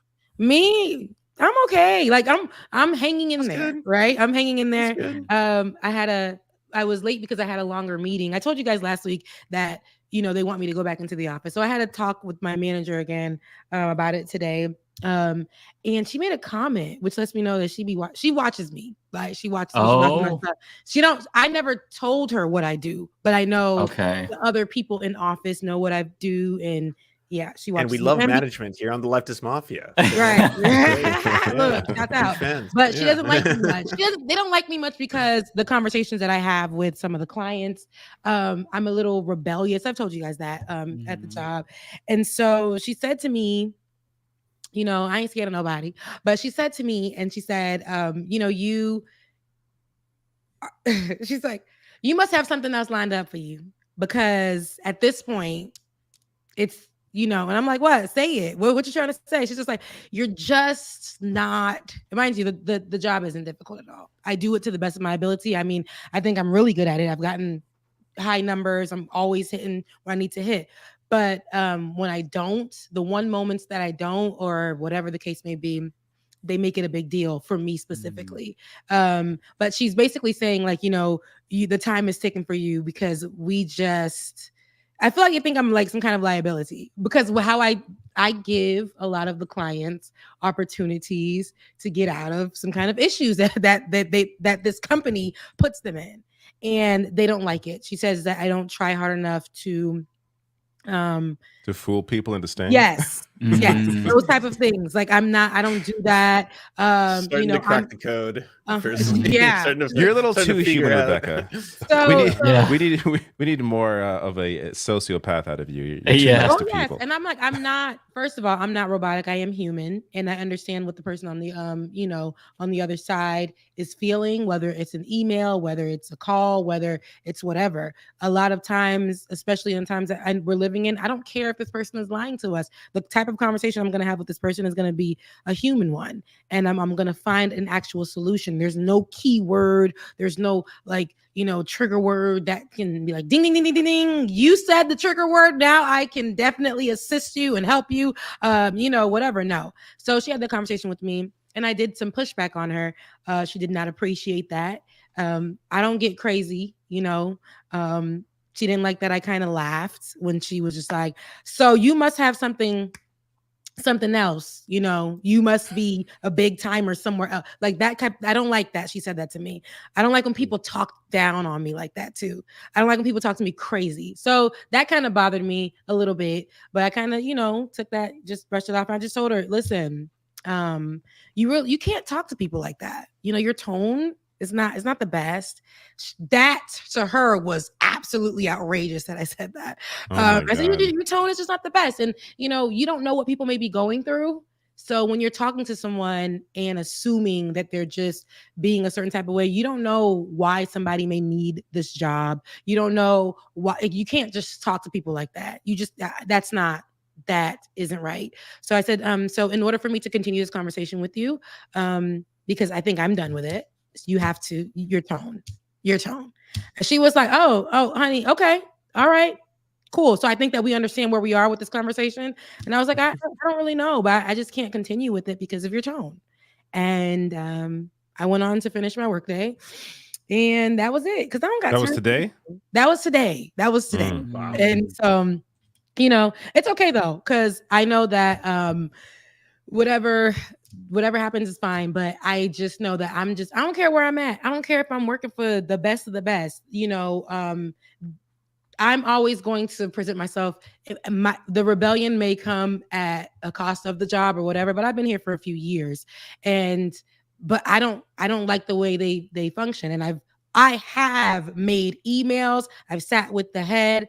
I went above manager. I had these conversations, sat in these rooms, and I told them that their process is scammy. Their processes are hurting people. I laid it out for them. I even gave them an option of how to do it correctly with informing people, before putting them on these type of programs that either assist them with what they have going on or not. Like I did a lot of that, and they were just like, no, we're going to continue to fool people and those type of things. And I can't do that. And I've watched them create this type of system. Like I said, I've been here for years, and they don't like that I've called it out. I even was pulled to the side and said that, why did I say that in front of one of the execs at the meeting? So, you can't make them feel bad. You're pointing out the point where it's like, where like you are acknowledging the things they are doing to people that would be considered not healthy for them. Yeah. And they don't like that you are acknowledging those things. They rather those things not be acknowledged, and they continue about their day and do their business, but you are pointing it out, and they don't like that. Oh, they hate it. And what I see, and I think is I see what it's doing to people, and particularly the people that we work with. And as soon as I'm out, I promise you guys, I'm gonna name they name like nobody's business. Maybe they're watching right now. They're gonna, oh shit, we can't let her leave. Right. Let's give her a raise. Listen, as soon as they listen, I got it. I got y'all. I'm gonna let y'all know who it is. And y'all already, people who know early on from Like It or Not, y'all probably, know whatever. But once they had me sign something, so I can't really say nothing. But as soon as I'm out of there, I promise you, because you guys won't believe how the systems, what they're putting together, the type of words, the money that they make off of people. And because I'm just not comfortable with that, because I know who they're targeting. And I can say this because I haven't said their name. They're targeting specifically minority groups and like immigrants. So that bothers me to my core. And they put fear in them, even though they try to set them up on things saying that this will help you, this will help you, this will help you. These people who put their all into their businesses, because I work with these different businesses as well, like they will kind of like threaten them. And then don't let none of your stuff be connected to these people, because they're going to go get it. They will clear you out. They will clean you out. They will clear you out for whatever. They don't care. And it sounds almost like legalized, like a legalized scam. Like the kind of people that would like call your grandmother and be like, yes, oh, I'm your son, I'm in jail, I need $20,000. But this is like legal.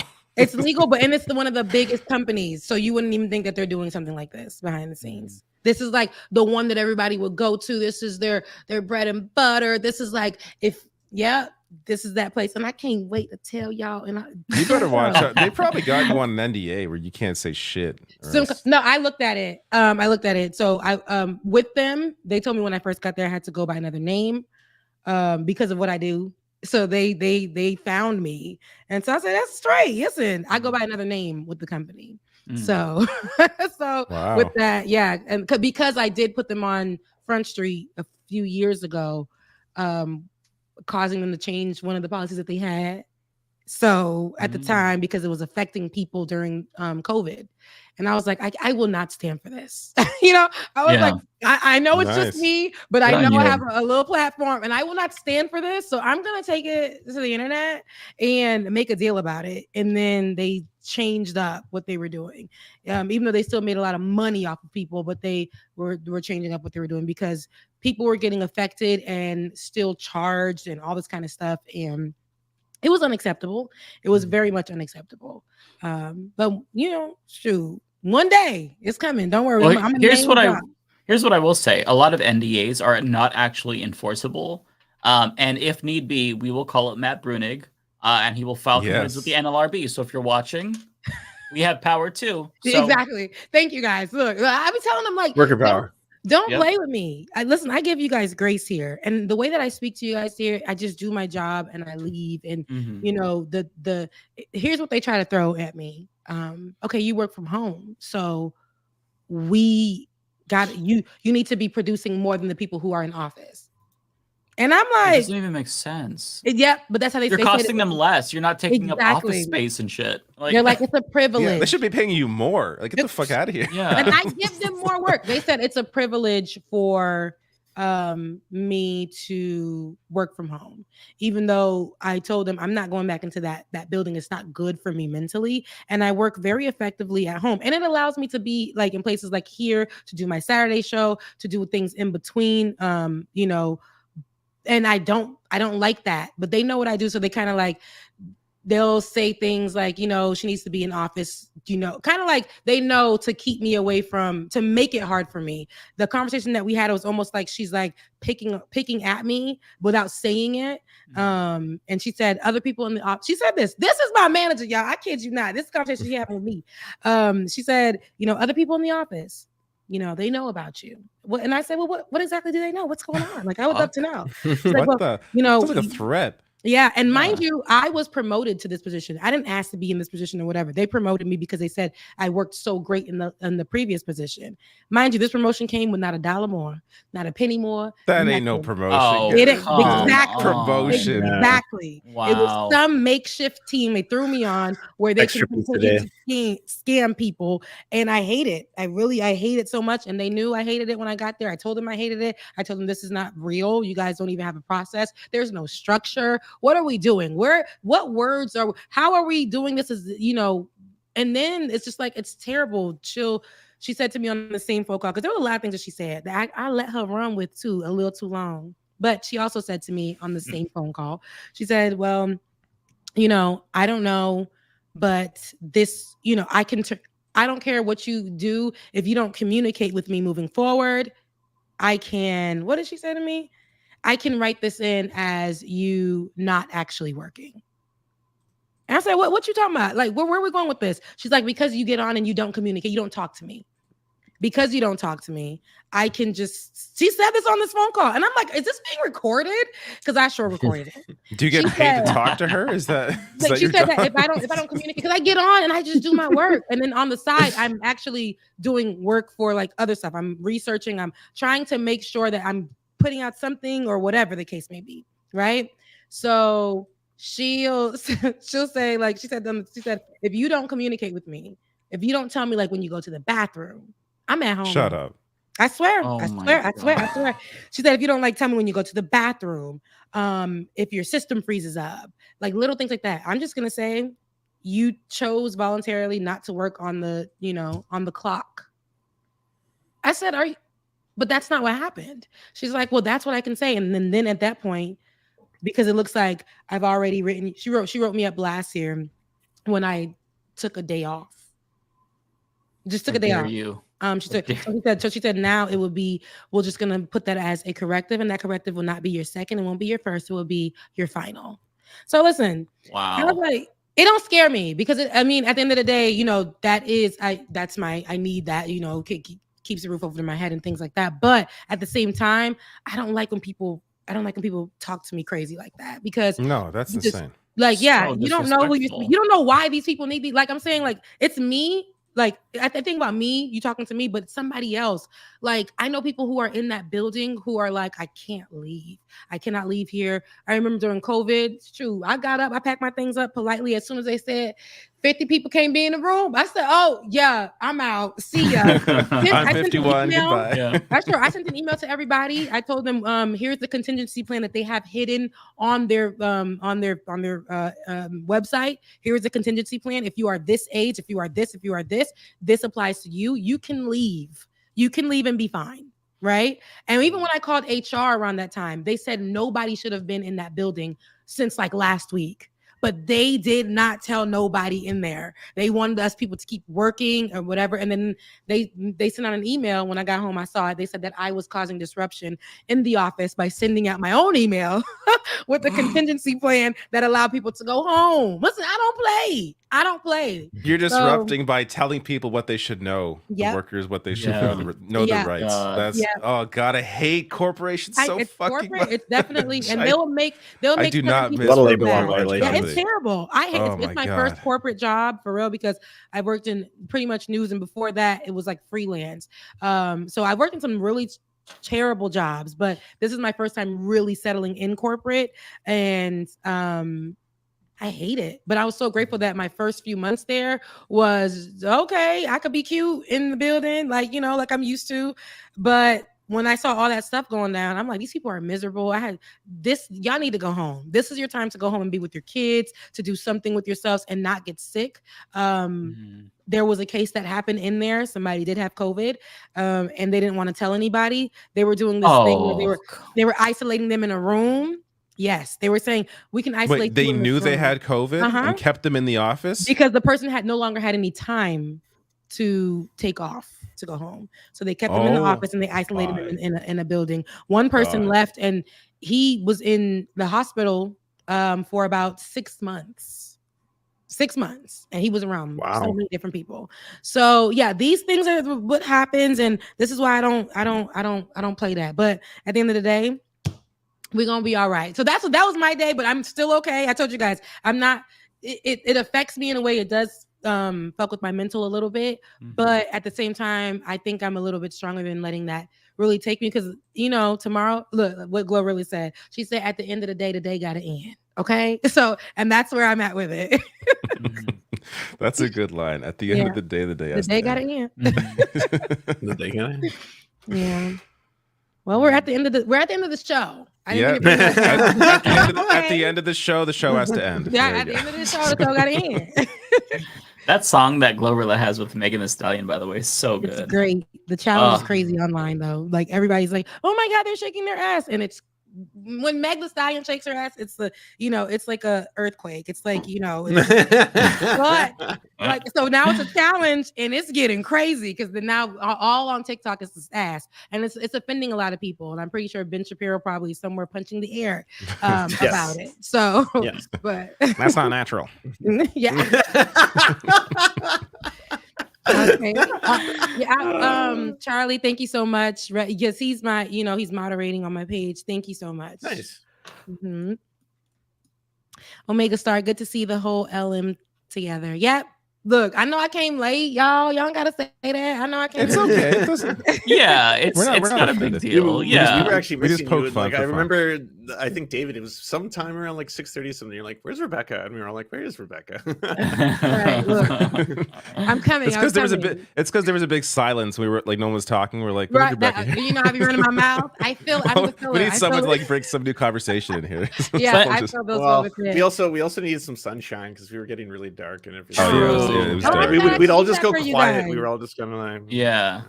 Well, thank you so much. I'm glad I could be that for you guys. What's your nice thing to say to me, Matt? Thanks for joining us.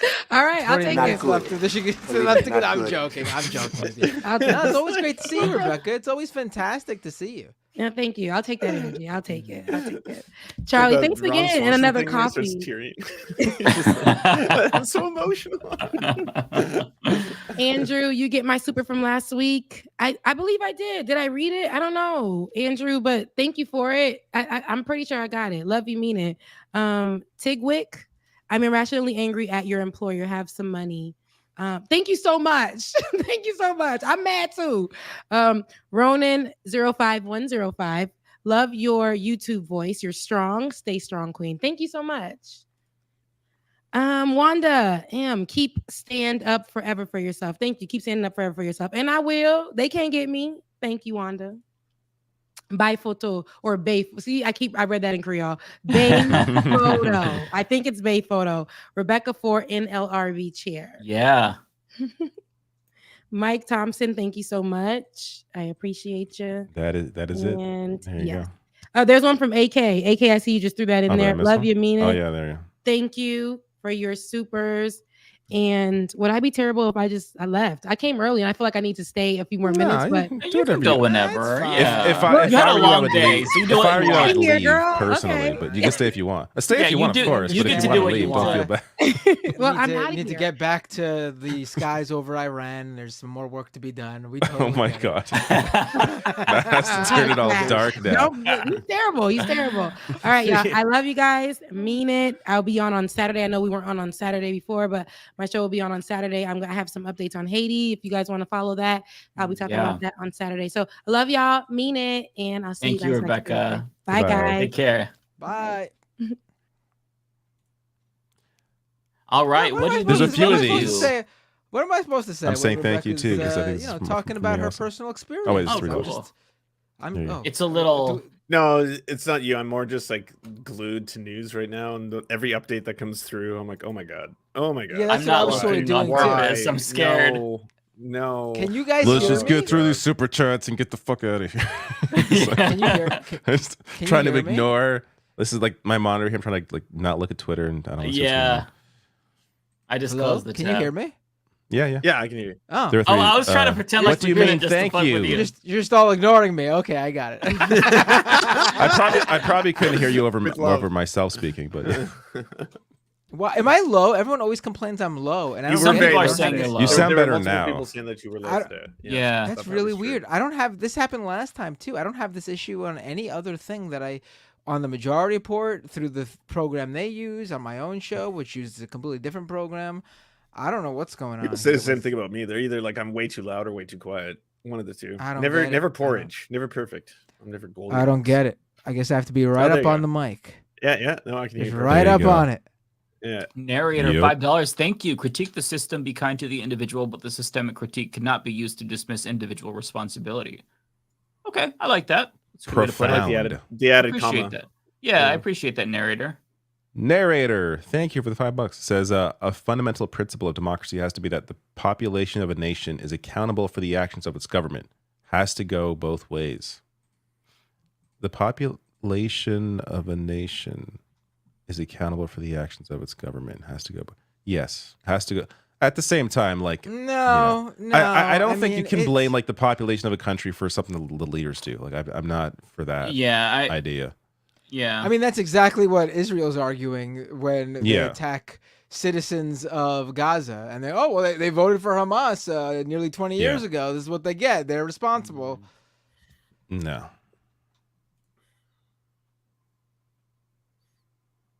Oh, this is for me. What do you mean? Super stickers for me too. Thank you. What do you mean? And also, Tokyo Hans with a super chat. I watched the Lance's interview with Ed Zitron. Ed was so calm and cordial. Vast contrast to when he was on Matt's show, and is a planetary system worth of rage. Yeah, what did you guys talk about?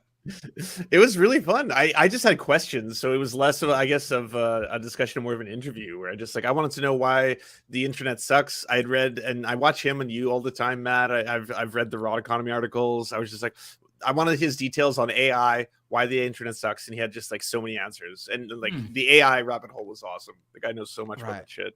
Yeah, he's great. But when he comes on Scam Economy, it is pretty much just me and him, especially him, just yelling and raging out at the world. So to hear him like just chilling out with you, I gotta catch it. I gotta watch it. Maybe he was more chill, but like every 5 minutes it would just be like, sometimes I would lose my mind, and I'd be like, yeah, I know, it sucks. It's fucked up. Ooh, I just got. He does a great Elon Musk impression, by the way. Did he do it for? Did it No, come he up didn't. during? But now, All right, I'm next scared time to you hear talk to Mike's him, update. ask for the impression. Yeah. All right, Mike. We're saying lay it on Mike? us. Give it to us. Let me see what time. So it seems like they maybe struck their nuclear site. This is not confirmed. They struck an Iran nuclear site. Yeah, that's not confirmed, but that's what I'm seeing. Who's reporting that? I don't have the headline. It was a screenshot of a headline from Branko Marcetic, but there wasn't the actual source itself. I'm trying to find who posted it.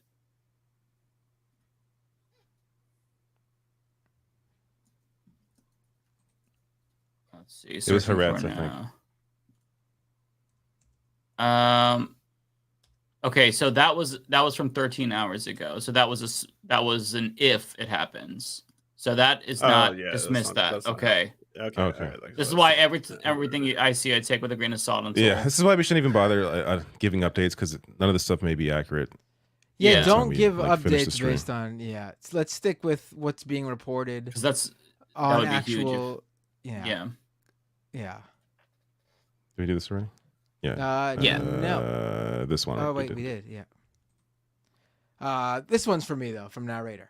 How much longer will we abdicate responsibility for the people we vote into power by saying, but capitalism, citizens united, and oh, the duopoly? I mean, I hear you.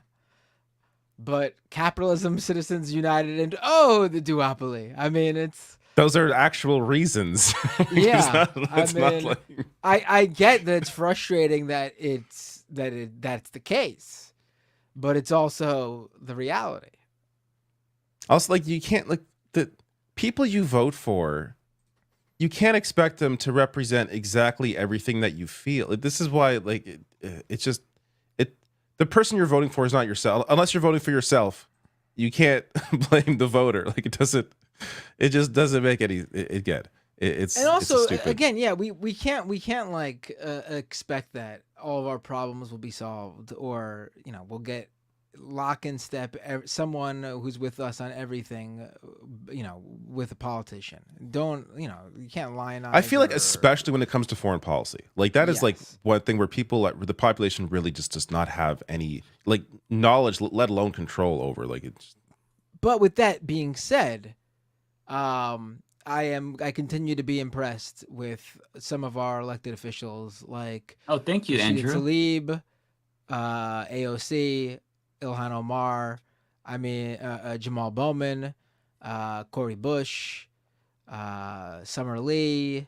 There's a few more I'm forgetting, but they have been. There's been a few of them, yeah. Yeah, I mean, do they sometimes Thank vote you, on Andrew. something I don't completely agree with? Sure, but those tend to be smaller bore issues, or issues where they are looking at the broader, the long game plan. Mm-hmm. Donald James still here to support you, David. Thank you, Donald. Wow, member for 26 months. Oh my goodness. 2 years. Wow. I need a good. That's the passage of time. 2 years. Thank you, Donald. Well, play your classic Donald Trump clip. How many years did he be? How many years has Donald James been obviously, in? how did I not? 1 and 0 and 2. That was Right, literally that's right how long. under that. It still the makes clock me button. laugh. That's 1 how and many 0 years. and 2. Perfect. Tokyo Hans, 200 yen. Sex Panther Figueredo sounds better. In lieu of Leopard Figueredo or something. Not sure your parents would have called you Sex Panther. Yeah. Yeah, I need to. The doctor would have been like, "What the fuck?" Unknown at £2. Thank you. The UK had the release of the cast review. Well, what is that? I've been out of the loop here, and I know Emma had on Erin of that newsletter, Erin in the Morning. She's a great writer. they were talking about it, and I saw that Jesse Singal was yelling about it because he's obsessed. Yeah, I saw that too. I don't know. What is the cash review? It's something I have not been able to get to yet because there's been so many things happening. Does anyone know? I don't know. I'll look into it. I'm not alone. Okay, Lance, as you're There's too much frozen in out there time to be aware of. Impossible. all right, I'll have to look into it then. All right. Nasset Complacence 199. Thank you. U.S. vetoes bid for the full UN membership for Palestine. Yep, I saw that. Not surprised. Just Biden is a horrible person. Bayphoto 499. Thank you. Freedom Caucus. Mike Johnson. You ain't even no fart. Yeah, okay, right. The Ice Spice song. You think you're the shit? You're not even a fart. Love that. I need to listen to that again. Did you see the IOF Ice Spice? That there was like hip hop artist wearing a wig and everything, trying to look like Ice Spice, but just talking about how like settlements are based and stuff like that. Really? Oh my! This is so fucked up. I didn't see that. What? That sounds. That sounds. Can we pull this up? Can we pull this up It's on the exactly feed? what it sounds like. Yeah, I'll find it. It won't take long on Twitter. Why? She needs to sue them. Colonize Someone Ice Spice. this immediately. Kiowa Demon 999. Thank you so much. Been curious about the Medicare for All book you have in the background. As a future dentist, was wondering how was it. I want to build a small leftist library like you and wanted to see other books in your collection. I can't say I haven't read it yet, but I will eventually. It's the Citizen's Guide to Medicare for All. Why would you admit that? Well, I have no reason He's not gonna lie. Yeah, I mean, I read a lot of books, but It's a great book. Check it out. I have it clearly centered in my background, promoting the book on my show. He wants the viewers to read it so that they can tell him about it. Yeah, that too. Yeah, no, I'll get around to it. I haven't read nonfiction in a really long time. I've been reading fiction to escape, but I'll read it eventually. Yeah, like I get it. I don't read a lot of books anymore because like my job is reading every fucking hour of every day, like real news. I don't want to go, oh, now in my spare time I'm gonna read more. Like, fuck off. No, I'm gonna completely drain my brain of all the bullshit I had to absorb for the past 8 hours. Yeah. Like, no. Also, I'll buy books to support too, even if I don't get to it right away. Like I bought The Deficit Myth, and then I bought it again, and then I bought it a third time on digital, and then I read it like a year after, I think. But yeah, you know, I buy to support too. So Mike's one of those Gen Zers who wears the Nirvana shirts because he thinks it's a new fashion brand.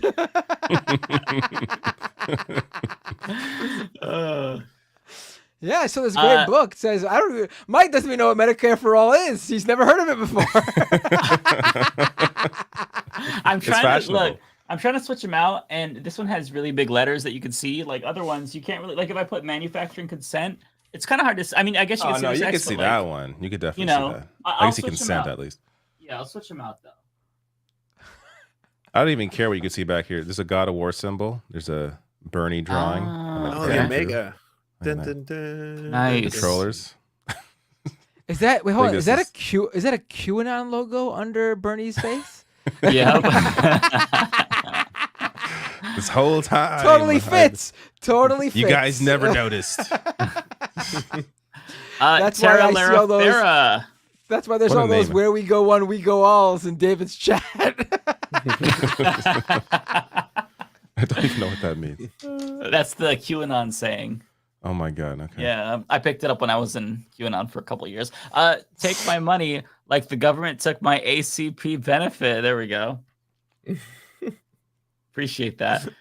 Christopher Ann is $10. Longtime viewer of David and Mike. Very punk rock like Matt. Love Lance and Rebecca. Won't be watching this live because I was late. Viva Masiofo.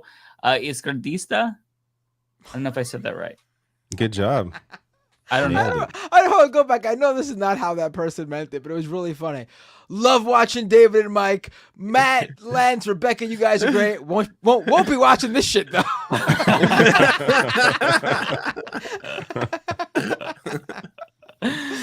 I love all of you separately, but when you all come together, God, I can't stand you. It's too much. Unknown with £5. Thank you so much. As someone whose surname is King, no joke. Oh, I love that. And British, I feel so attacked. Just kidding. I hate the monarchy and the entire system. Listen, I think that The British accent does sound cool. The only reason why I'm trying to replicate it is because I am jealous. No, I think like it actually does sound cool. Some of them don't sound cool. Like it depends, I guess, on where they're from. And I couldn't differentiate it. Like if I hear it, I'm like, oh, that one sounds cool. But yeah.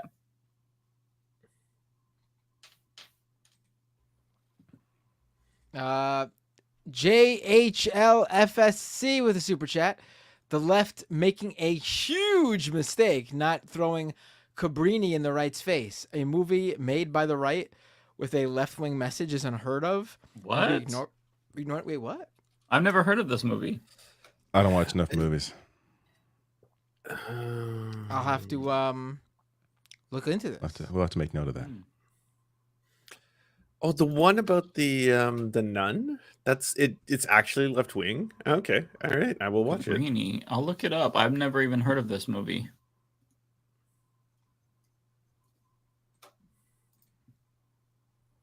Who's this for? Oh, it's for me. Sorry.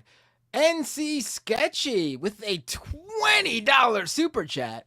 I called my local city council member, Crystal Hudson, regarding the arrests at Columbia. The office had no idea. I'd suggest calling if you live in NYC. I don't know what, if any, power they have over NYPD, but we mount pressure. I mean, they don't. City councils have any power over the NYPD. The mayor of New York City barely has any power over the NYPD, and specifically, this mayor of New York City is happy to give the NYPD free reign because he's a cop himself. But yes, if we could get city council members to speak out against this, obviously it helps with the public understanding what's going on.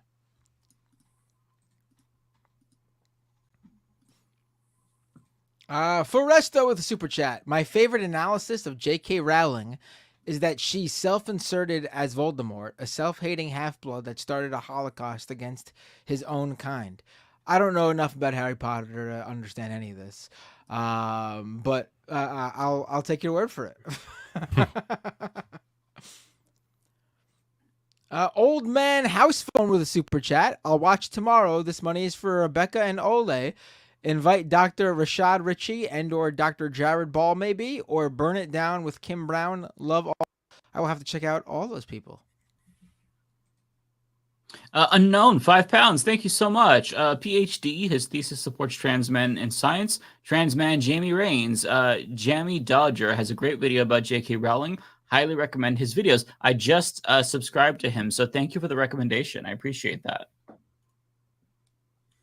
CS Coolidge with $20. My goodness, thank you. That is so generous. What is the president of Columbia even doing in that committee room? She's not in the executive branch. She was not issued a subpoena, and she must have heard at least some scuttlebutt from Harvard and Penn. Yeah, I honestly don't know. There was a hearing wasn't there like a hearing called by Republicans on anti-Semitism or something? It was something like that. Right. I think that's why she was there. Yeah, it was basically like they all just made it into a political show. There was really no real agenda there. If you watch I didn't see the whole thing, but I saw a bunch of clips besides what we watched. And yeah, it was just everyone took their time to virtue signal. The few that asked real questions were Ilhan Omar, like, of course. Thank you, Pendulous. Jacqueline Terrell. John Oliver is better at putting leftist ideas in front of a mainstream audience than Jon Stewart. Oh, John Oliver's great too. Jon Stewart is just he's just much bigger, honestly. Yeah. I don't think people realize that. I maybe I'm wrong, but I'm pretty sure that if you look at how many people watch each show, I think Jon Stewart's audience. Does it have to do with like HBO versus Comedy Central? Probably. Yeah. Samson, $5 super chat says, "Oh dang, my fave lefty folks." Smiley face. Thank you.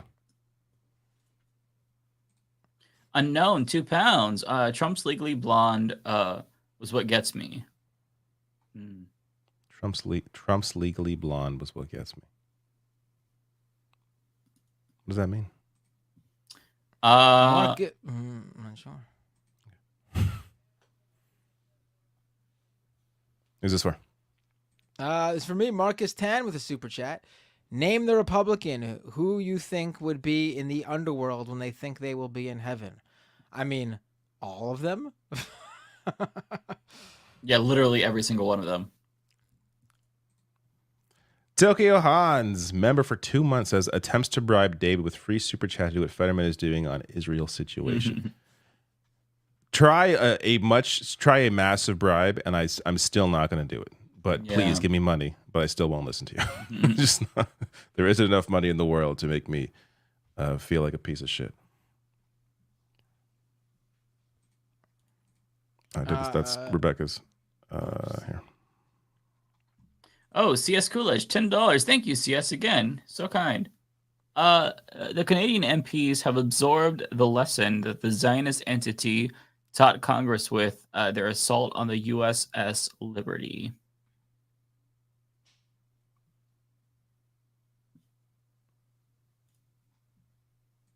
A Sarosa with $2. Thank you. And the fact that Bibi and Putin want Trump.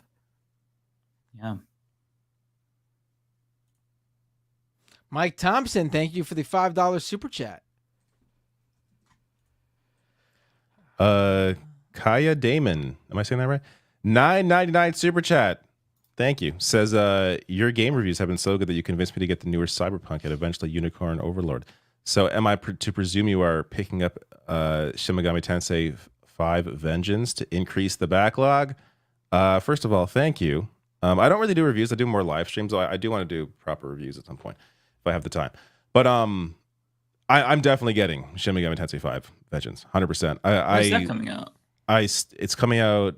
They brought it up a week early because of the Elden Ring DLC coming out. So I think it's like June 16th or 14th, something like that.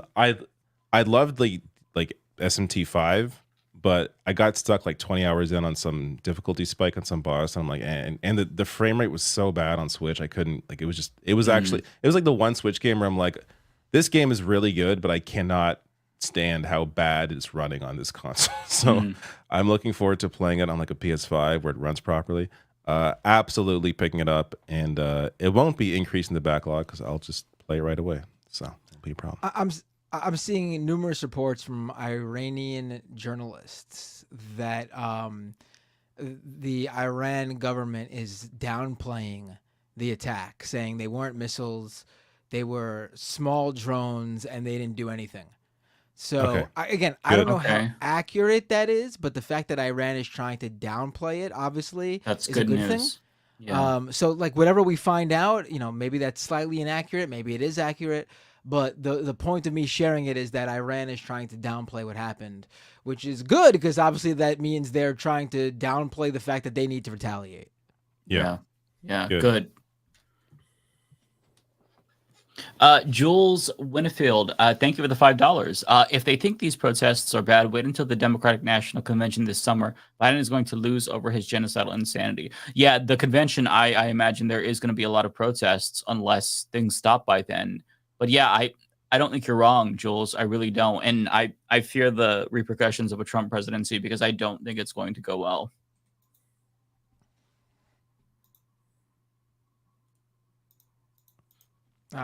Manuel R. Mentoros. This was sent a while ago. $10 super chat, though. Thank you so much for the $10, Manuel. Israel has striked Iran, according to ABC and Hertz. Yes, yep. Thank you for sending that. We've been talking about it. Yep. Kowalski, $9.99 super chat. Thank you for your generosity. Says if a regional conflict were, if a regional conflict were to occur in the Middle East, would that necessarily be a bad thing? It sounds like higher commodity prices, and why should I not want that? Increase the price of corn, I say. There's an ongoing gag right now with Kowalski and me, and I don't know if anyone else, other shows he listens to, that he is now secretly being very subtle about being pro-war so he can make money off of his increased corn prices. It's a bit. It's a bit. I'm knowing enough about Kowalski, I can tell he's not being serious. Yeah, we know Kowalski. Infinite Content, $5 super chat. Thank you. Says Jesus effing Christ, I assume. Iran is going to clap back. So luckily, hopefully they're not. Clap back after this. The Israeli government needs to remove those hawks from power because all hell is about to break loose. I mean, that would be what, removing the entire government at this point. Like, it's who are they going to replace him with? I guess is the real issue. Like that, Netanyahu is a problem, but like it doesn't really appear like the replacement would. I mean, it would hopefully be better, but yeah, would Benny Gantz like maybe he wouldn't be as bad as Netanyahu, but still be very, very bad. I guess the one hope is that maybe he'd be more controlled by Biden as opposed to like Netanyahu who doesn't give a fuck. Well, you got to think that Netanyahu. I agree with everything you're saying, but you also got to think that Netanyahu is specifically doing this all right now to prolong his right. His running of Israel. Yeah, for sure. Because the second Israel is no longer involved in a war or whatever it is they're doing in Gaza, it's not a war, the genocide in Gaza, then there's going to be elections. So what? And there's already massive protests against him, like within the country. So Netanyahu would love if like Israel got involved with like a country in the way that the U.S. got involved with Afghanistan. I mean, he would be there for a while longer. Yeah. Mm-hmm. Kuya Damon with a super chat, $10 super chat. I know the news cycle, the leftist mafia, isn't always uplifting, but I wanted to mention I was finally accepted to a dental school. Tough to you and checking in with your streams helped me get here. Go clean Thanks those much, teeth. Matt. Hell yeah! Thank you so much. That's awesome. Awesome. Congratulations. And once you're a successful dentist making lots of money, don't forget to give back to the leftist mafia by giving us free teeth whitening and cleaning and all the free good stuff. cleanings would be great. I'll take a free cleaning. Even dental care in Canada costs money. It's not part of healthcare for some reason. Teeth. I mean, I guess it is kind of now, isn't it? They passed something. I don't know. I'm not following the recent news about what we passed in Canada, but we passed some dental coverage for some people. But still, it's not under our typical universal system. So I would also take a free cleaning. Yeah. Looking Those are forward to it. expensive and very necessary. Which reminds me, I need to make an appointment. It never made sense to me that dental isn't considered part of I know, the it's so overall weird. healthcare plan. It's so stupid. Right. Or mental. Who decided that? Or vision, Right. yeah, Or vision, mental dental, lens. mental, or vision. That doesn't make any sense. That seems like a very like especially- lobby specific thing. Like the dentist came out in like unison. We're like, no, like It especially doesn't make sense though, because like as you learn as you get older, dentist isn't just about making sure your teeth are shiny and white. Like they actually uncover some very serious issues through your gums and your teeth. Like they can save your life by discovering something in them, in those gums, and those, and we're just not considering it part of healthcare. It's ridiculous. Yeah, it's Unknown with £5. Thank you, Unknown. You've sent in so many super chats. I really appreciate your kindness. If that was me, Rebecca, I would give them every bit of detail about going to the bathroom. Yeah, that would be just like, hey, I'm gonna take a giant fat shit right now. Got back. Oh God, that was stinky. It took me 10 minutes to wipe it. Just like go as gross as possible with the shit. She wants to know. That's why I gotta get a bidet. Yeah. Perfect timing for Dylan Burns to raid my Twitch stream. Oh no! Thank you so much, Dylan. 170 viewers, 169 viewers. Thank you so much. Hey everyone, you're catching the reading of the listener viewer super chat portion of the Leftist Mafia. The best part, really, is what people say. Yeah, it's fun. We Many are saying it. Still alive, $4.99 super chat. Thank you. Says, speaking of shitty corporations, have you guys seen Fallout yet? It's fantastic. Your thoughts to anyone who saw it? I want to see it. I do know that there is a next gen update coming to Fallout 4. Fallout's like one of the franchises I've just never played, so I am looking forward to playing Fallout 4. Even though I'm not a huge Bethesda fan, but we'll see. So after I play a bit of that, I will check it out. I'm currently watching Tokyo Vice. I'm in like season 2. I'm really enjoying that show. I just love Japan. Like I love Japan. I'm like film and like video. So I'm really just enjoying seeing David's Tokyo. what are they called? Weeaboo. Yeah. Yeah. A little. I feel like I'm a white guy who likes Japanese culture. My room isn't like full of like Japanese stuff, but I don't know. Give me 10 years, we'll see. But yeah, I do have I came late to it though. Like a lot of people grew up like really loving anime and stuff. I didn't. Like I feel like in the past 5 years, in my 30s, is when I got into Japanese culture. Weirdly, yeah. Narrator with a super chat. I have the same. This is for me. Narrator with a super chat. Gaza is not a democracy. I read that because I assumed that's he was about the talking to me previous. because that's in response to what I said. Yes, yeah. But I guess you want to give me the money. Right. He's angry at you. I love that. Do you want to respond, Bender? I don't have anything to say to that. I mean, I don't. I mean, sure, it's not, but I mean, your overall point was that the people who vote for a group, like, the elections were by all accounts fair elections. So they're not a democracy anymore. But when that election took place, they were, because Hamas fairly won that election. Narrator was saying earlier, in case people were just joining now, that people should be held accountable for what their government does, and I don't think that really makes. I don't agree at all, because even in a democracy, you really don't have a lot of control over your governments. I mean, people need to be separated from governments, because I think if you I ascribe fucking culpability, hate what the U.S. government is doing right now. I fucking Yeah. despise it, and I love these people. I love Americans. I hate what Right. the U.S. is doing. Right? I separate the two. Obviously. Thank you. Yeah, Nobody wants to be associated with their shitty governments. I don't want to be associated with the American government and all the war crimes we've committed, and the militarism and the colonialism and the genocide. But it's not. I can't stop it. I'm powerless. A lot of people are powerless. A lot of people, even if they knew, they wouldn't be able to stop it. I think a lot of people are ignorant. So you have to disaggregate people from governments. All this time, I've been hearing all these people ask Mike to please stop it, get everyone to stop it, and I never knew why he just didn't. But now I'm trying so hard to press the stop button, but it's not working. Michael Weaver, $5 super chat. Let's lighten up the mood with anime. What sort of anime do you guys all like / favorite anime of all time? Thanks for all you do. I haven't watched enough to give like any kind of informed opinion. I've been watching Serial Experiments Lane because I like the intro music.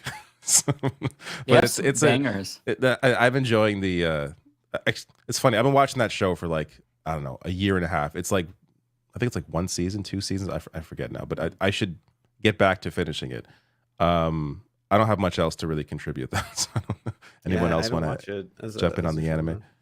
I'm not like the biggest anime person ever, but I have some faves. I think my favorite anime of all time is Erased. It's like a 12-episode series, really, really good. My second favorite would be Attack on Titan, and my third favorite is a tie Marjorie between. Taylor Greene's in that one, right? Yeah, she's the Titan who ate Aaron's mom. Yeah, episode 1. So it's tragic. I'm currently watching. I do want to watch that. Attack on Titan is objectively, like, even if you're not into anime, I hear it's really, really good. It's incredible story. It's just so good. I can't recommend it enough. Same with Erased. I'm watching One Piece right now. I'm on episode like almost 400. Absolutely fucking love it. It's just, it keeps getting better. It's so good. I thought about getting into it, and then I saw the number of episodes. I was like, nah, I'm out. There's no way. There's no. Yeah. Then again, it's daunting. Do you have to watch it all to know what's going on? It sounds more like it's. Are the episodes like it's contained, chronological? or is there... Yeah, you're gonna want to watch. Oh my god! Order. How do they keep that going for so long? That was my question, because there's like 1,000 episodes. Yeah, they find a way to raise the stakes and make it better. It's funny. The characters are hilarious. It's just I love it so much. It's so good. Like, it's not as good as like Attack on Titan, that's more serious, but it's basically a comedy. Like, I fucking love Attack on Titan. It's so good. I can't recommend it enough, even though it's very daunting. Like, and some of the arcs go on way too fucking long, but it's so great. I love it so much. I will say one last thing on Serial Experiments Lane. It apparently was one of the influences for The Matrix. So it's wow. It's a very mind f kind of show. Like it starts a bit unassuming, but it kind of gets like a little weird, and it's really good. If you haven't watched it, I think it's about, since it influenced The Matrix, I believe it's like late 90s. Oh yeah, somebody mentioned Death Note. Yeah, that's a really good one too. Mm-hmm. I've heard good things about that. Mm-hmm. This for Matt? Tokyo Hans with a super chat. When Matt asked, "Can you hear me?" I automatically physically put my thumbs up to my camera. Working from home has conditioned me. LOL. Yes, I can see how that happened.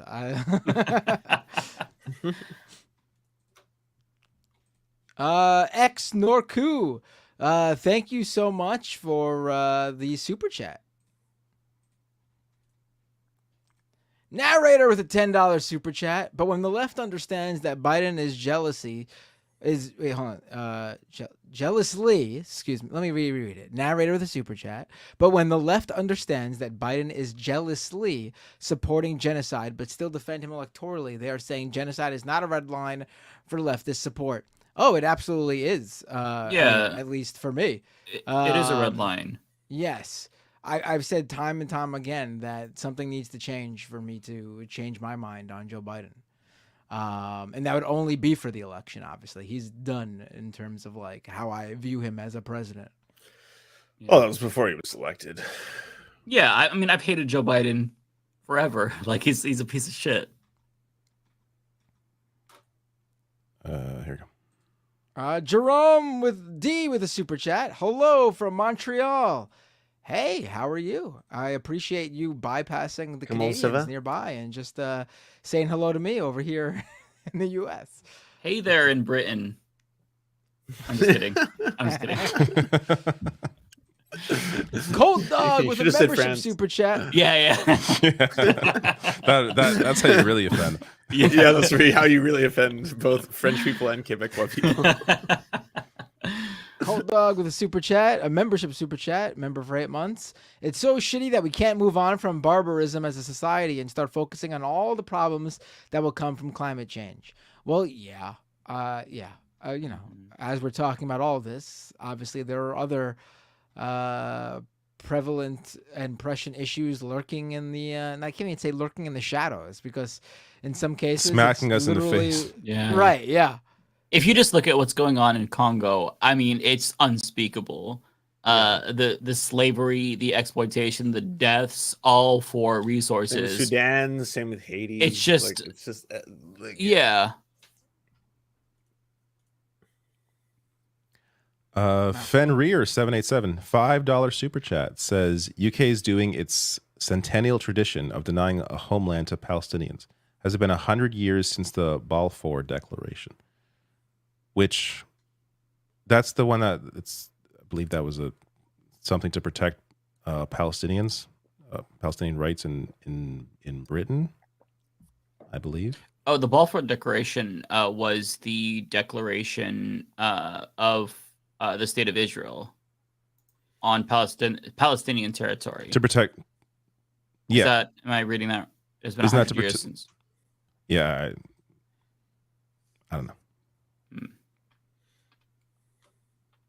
Bad Ash 29 $2 Canadian. Thank you. The cast report is a transphobic medical report. Okay, I'll look into this. I know that the NHS cut off gender affirming care to minors. So if they were basing that off this report, yeah, I'd be curious to see what they said. I know that they said basically that they cut off access to gender affirming care because there was like insufficient evidence that it works, which is fucking wild to me for them to say. The one silver lining is that like kids who are already getting puberty blockers and HRT can still get it, but it's still really it's still extremely fucked up, because if gender affirming care is literally healthcare, so you're just denying healthcare to people. Do y'all know about the cast review? Do you know what it said? And I haven't seen it. No. The rest of you, in like less than 1 minute, all I can say is that it was a review, obviously conducted by the NHS in Britain to try and talk about puberty blockers and their effects on teenagers. They rejected close to 50 studies that looked at actual, like, these are academic studies that were performed on people who were trans, who basically underwent puberty blockers when they were young. And the reason they said they rejected them was because of the fact that they weren't double-blind studies. But like every scientist or medical professional will tell you, it's really, really unethical to do a double-blind study with HRT and puberty blockers, because the idea would be that you need a control group. And so for a control group, kids who are going for puberty will be lied to that they're given puberty blockers. So it's the same, like Canadian doctors came out and said, this is the same thing why you don't do these kind of studies with pregnant women, because it's very unethical if a woman's pregnant to give her drugs to say, hey, this could help X, and all of a sudden we're giving you a placebo, aka a sugar pill, to find out whether or not it's something that's effective. So that's one of so many fucked up things about it. Like it's something where they consider 24-year-olds and younger to be children. So a 24-year-old, a 23-year-old is a child under that definition. They said there's a biological imperative for the toys that you play with, aka it's in your DNA to be a boy and play with hammers and trucks, and if you're a girl to play with dolls. Yeah. And here's the funnest part. They used AI art to put trans people as pictures in it. Yeah, like actual AI generated pictures of non-binary people. They actually put it in the report instead of actual pictures of real human beings. Wow. Yeah. Do you have a video on this, Lance? Yeah, I can send it to you. Okay, yeah, I want to check that out.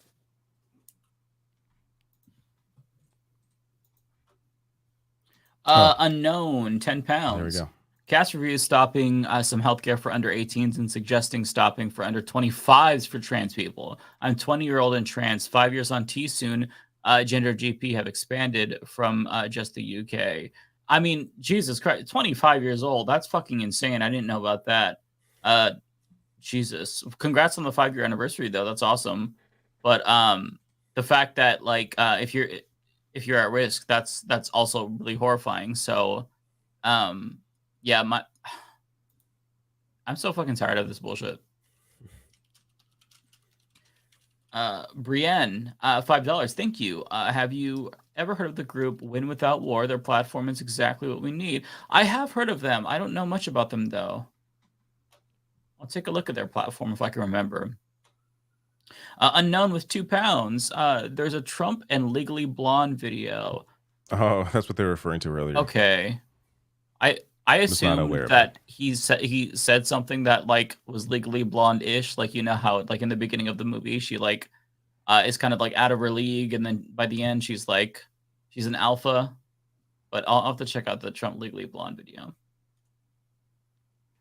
Angelin de Bagashaki. I always say that name wrong. I know. It's Bashor, isn't it? It's Bashor, yes, but I like saying Bagashagagi, but it's Bagashagagi.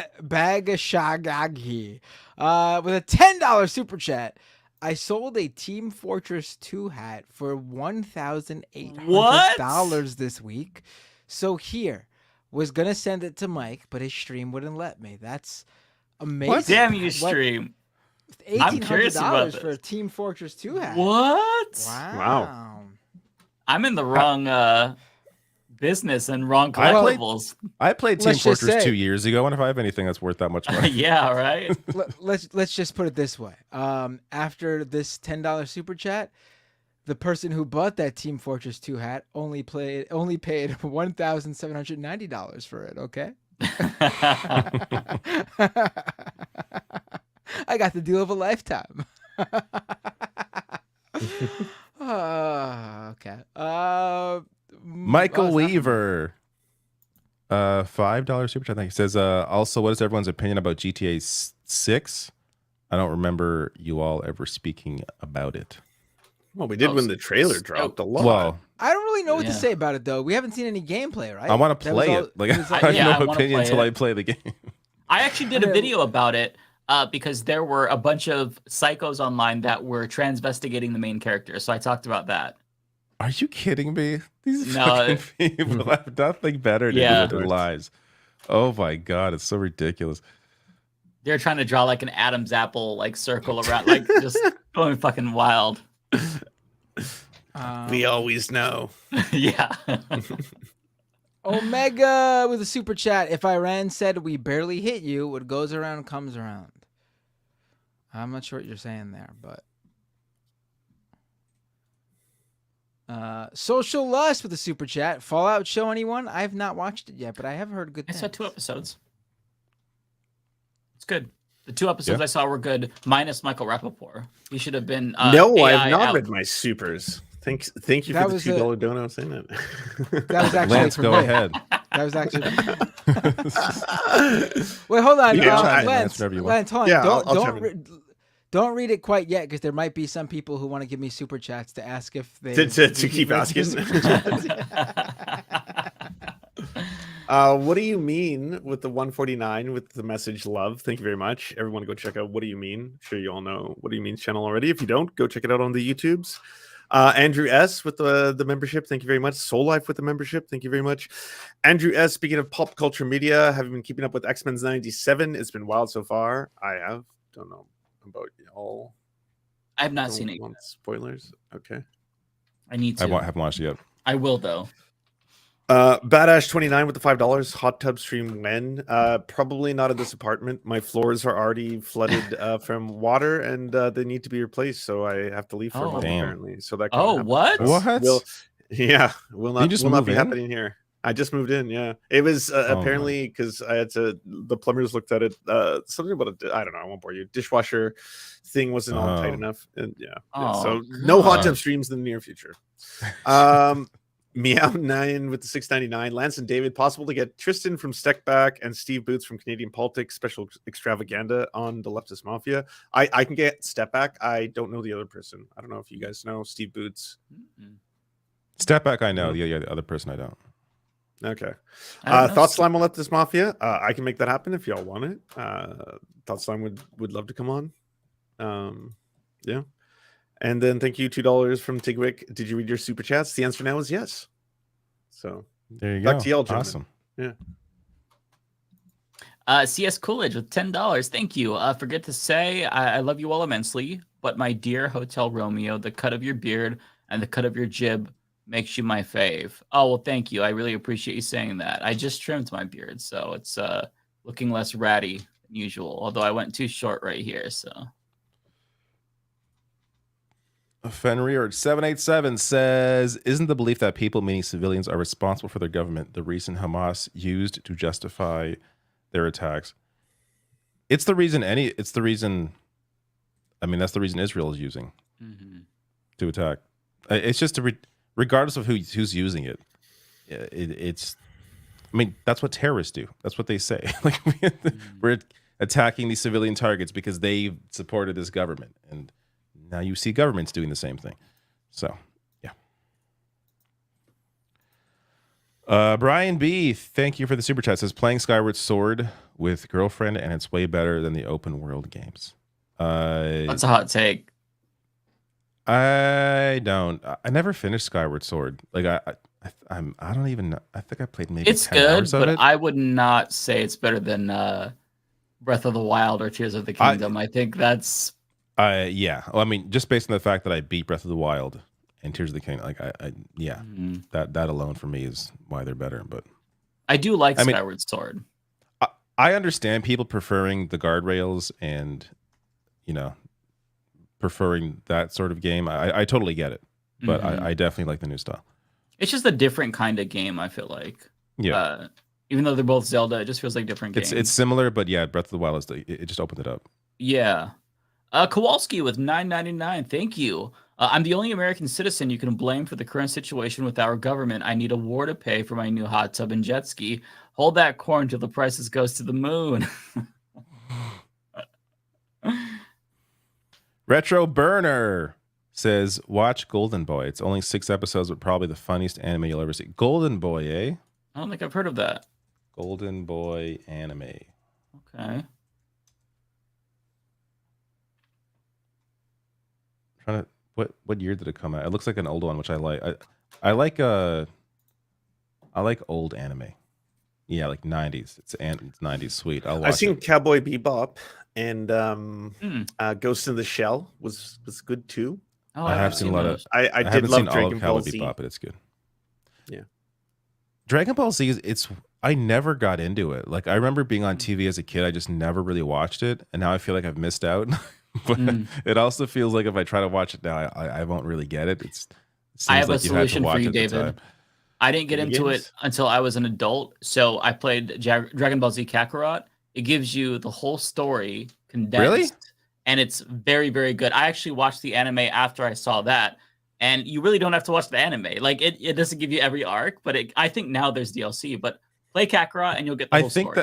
I think that game's on PlayStation Plus, so if it's free already, then I'll just check it out. And it's kind of fun. Like it's not the best gameplay ever, but it's fun enough, and the story is good because it's just the Dragon Ball Z story. Just it's new animations for David, it. we call it Good Dragon to Ball know. Z, just so you know. Oh right. No, we don't. Actually, I was watching a CBC.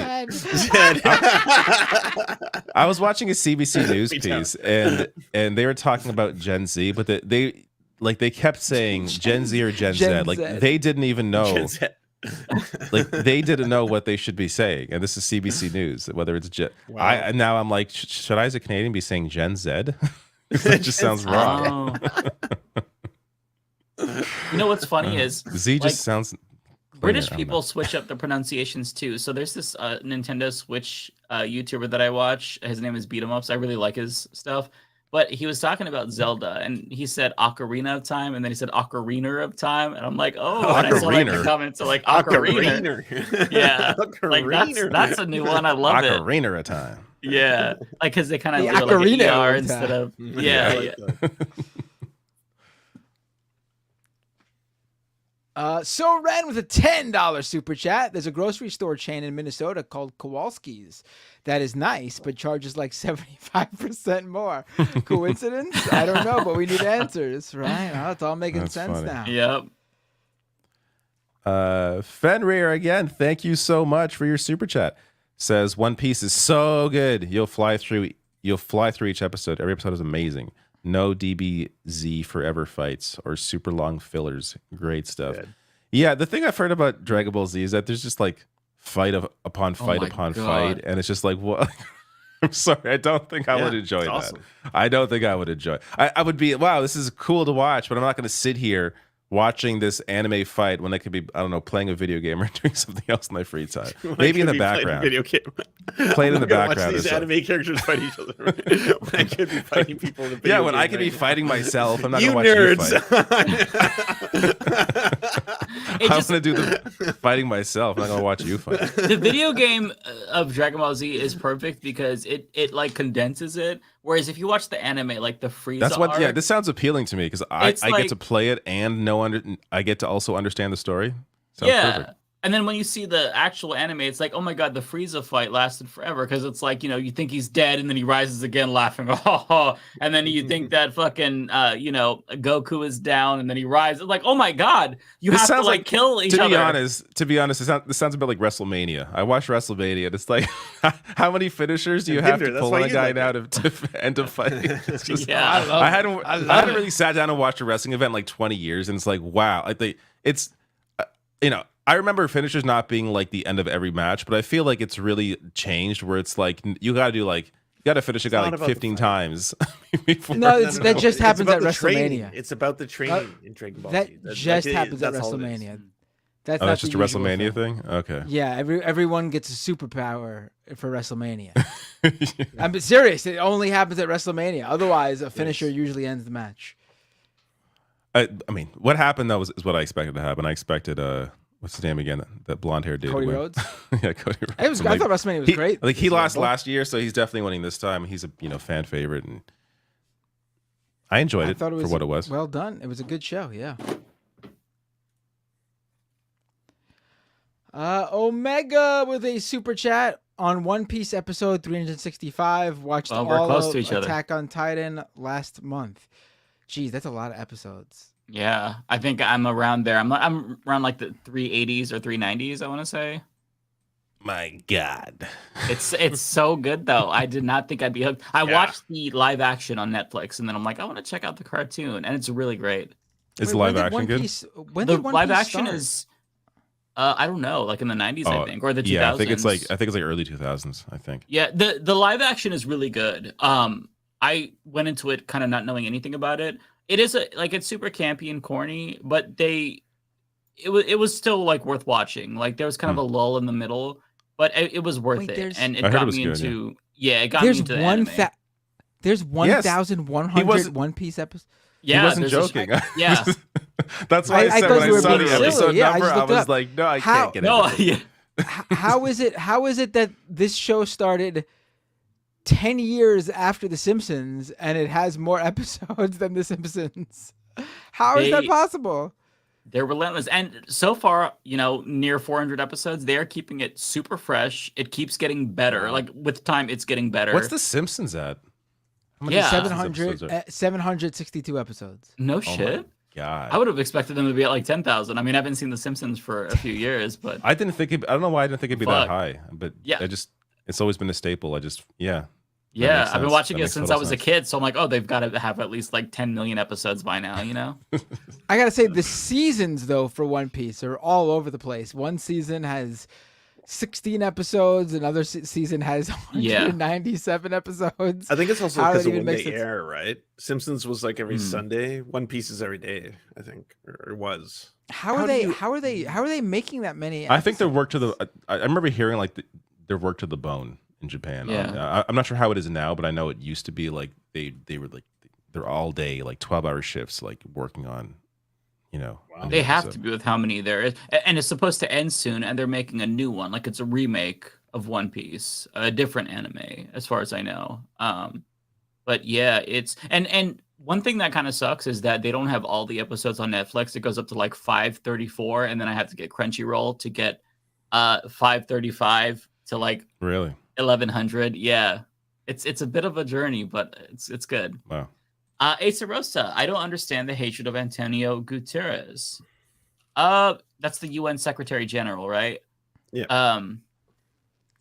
Yeah. I mean, because he's speaking out against what Israel's doing, and so is that what you're talking about? Yeah, that's I guess that's who's hating him. Yeah. He also says things about climate change, so conservatives are going to have a problem with that and think that he's trying to bring in some new world order because, you know, that's what they do. Kowalski with a $10 super chat. Is child labor really that bad? If you and your spouses can earn $80K at full-time minimum wages, just one child in a slaughterhouse can put the family into six figures. Tip your landlords, folks. Oh my God. Well, Kowalski's just quite the persona going he for, has going on. Yeah. Just going for everything now. Terrence Sauve. Or Sauve, or maybe even Terrence Suave. I don't know. You tell me. I think it's Suave. Take my Canadian loonies. Dylan only accepts Maryland bucks. If the 2024 Canadian budget goes through, we may become the top socialist G7 countries. Yeah. All right. It's all right for the Liberal Party. It's not like, you know, that great. Eric Hicks, $4.99, thank you, says, hey David, did any of you fellas watch Don Lemon's interview where he had on Jank, BTC is Brian Tyler Cohen, and David Pacman? I actually did watch that because I was curious. I'm like, I saw this pop up on my feed. I follow Don Lemon on YouTube since he left CNN. And it was a fine conversation. The way he intros it though is just like he like intros them as like you were like the trifecta of the left or something, or like the holy grail of the left on YouTube. I'm like, okay. So, maybe. I guess I'll go fuck myself. But it was a fine conversation. Nothing really to add. Jerome, thank you for the $6.99. Let's donate to David as well. Thank you, Jerome, for the acknowledgement. And that is the oh no, never mind. There's more. There's one more chat. There is. Oh, Asa Rosa, thank you. Haters are saying that he doesn't do enough for PA. Oh, okay, about Antonio Gutierrez. Yeah, I don't know. I'm not familiar with that criticism in particular. I don't know. I think he's fine. I don't have any strong feelings about him either way, personally. All right. Should we quadruple raid somebody on Twitch? Yeah, who should we quadruple raid? I don't got Twitch going, so I'm gonna leave. Oh shit. Bye. See you all later. Bye, friends. Take care. Have a good. Who you guys raiding? Let me know. I don't know. Too close. Want to raid Hassan? Is he even gonna notice? He's not gonna notice. No. Sure, just do it for the memes. Yeah, we should. We've never done it. Raid Hassan. Support small. Time? All right. Let's see what happens. All right, bye. Wait, hold on. Wait, where you going? Where you going, Lance? We do it at the same time. Is he gone already? Yes. All right, let's do it. I'm pressing it. All right. Thank you, everybody. See you all next week. Take care, everyone.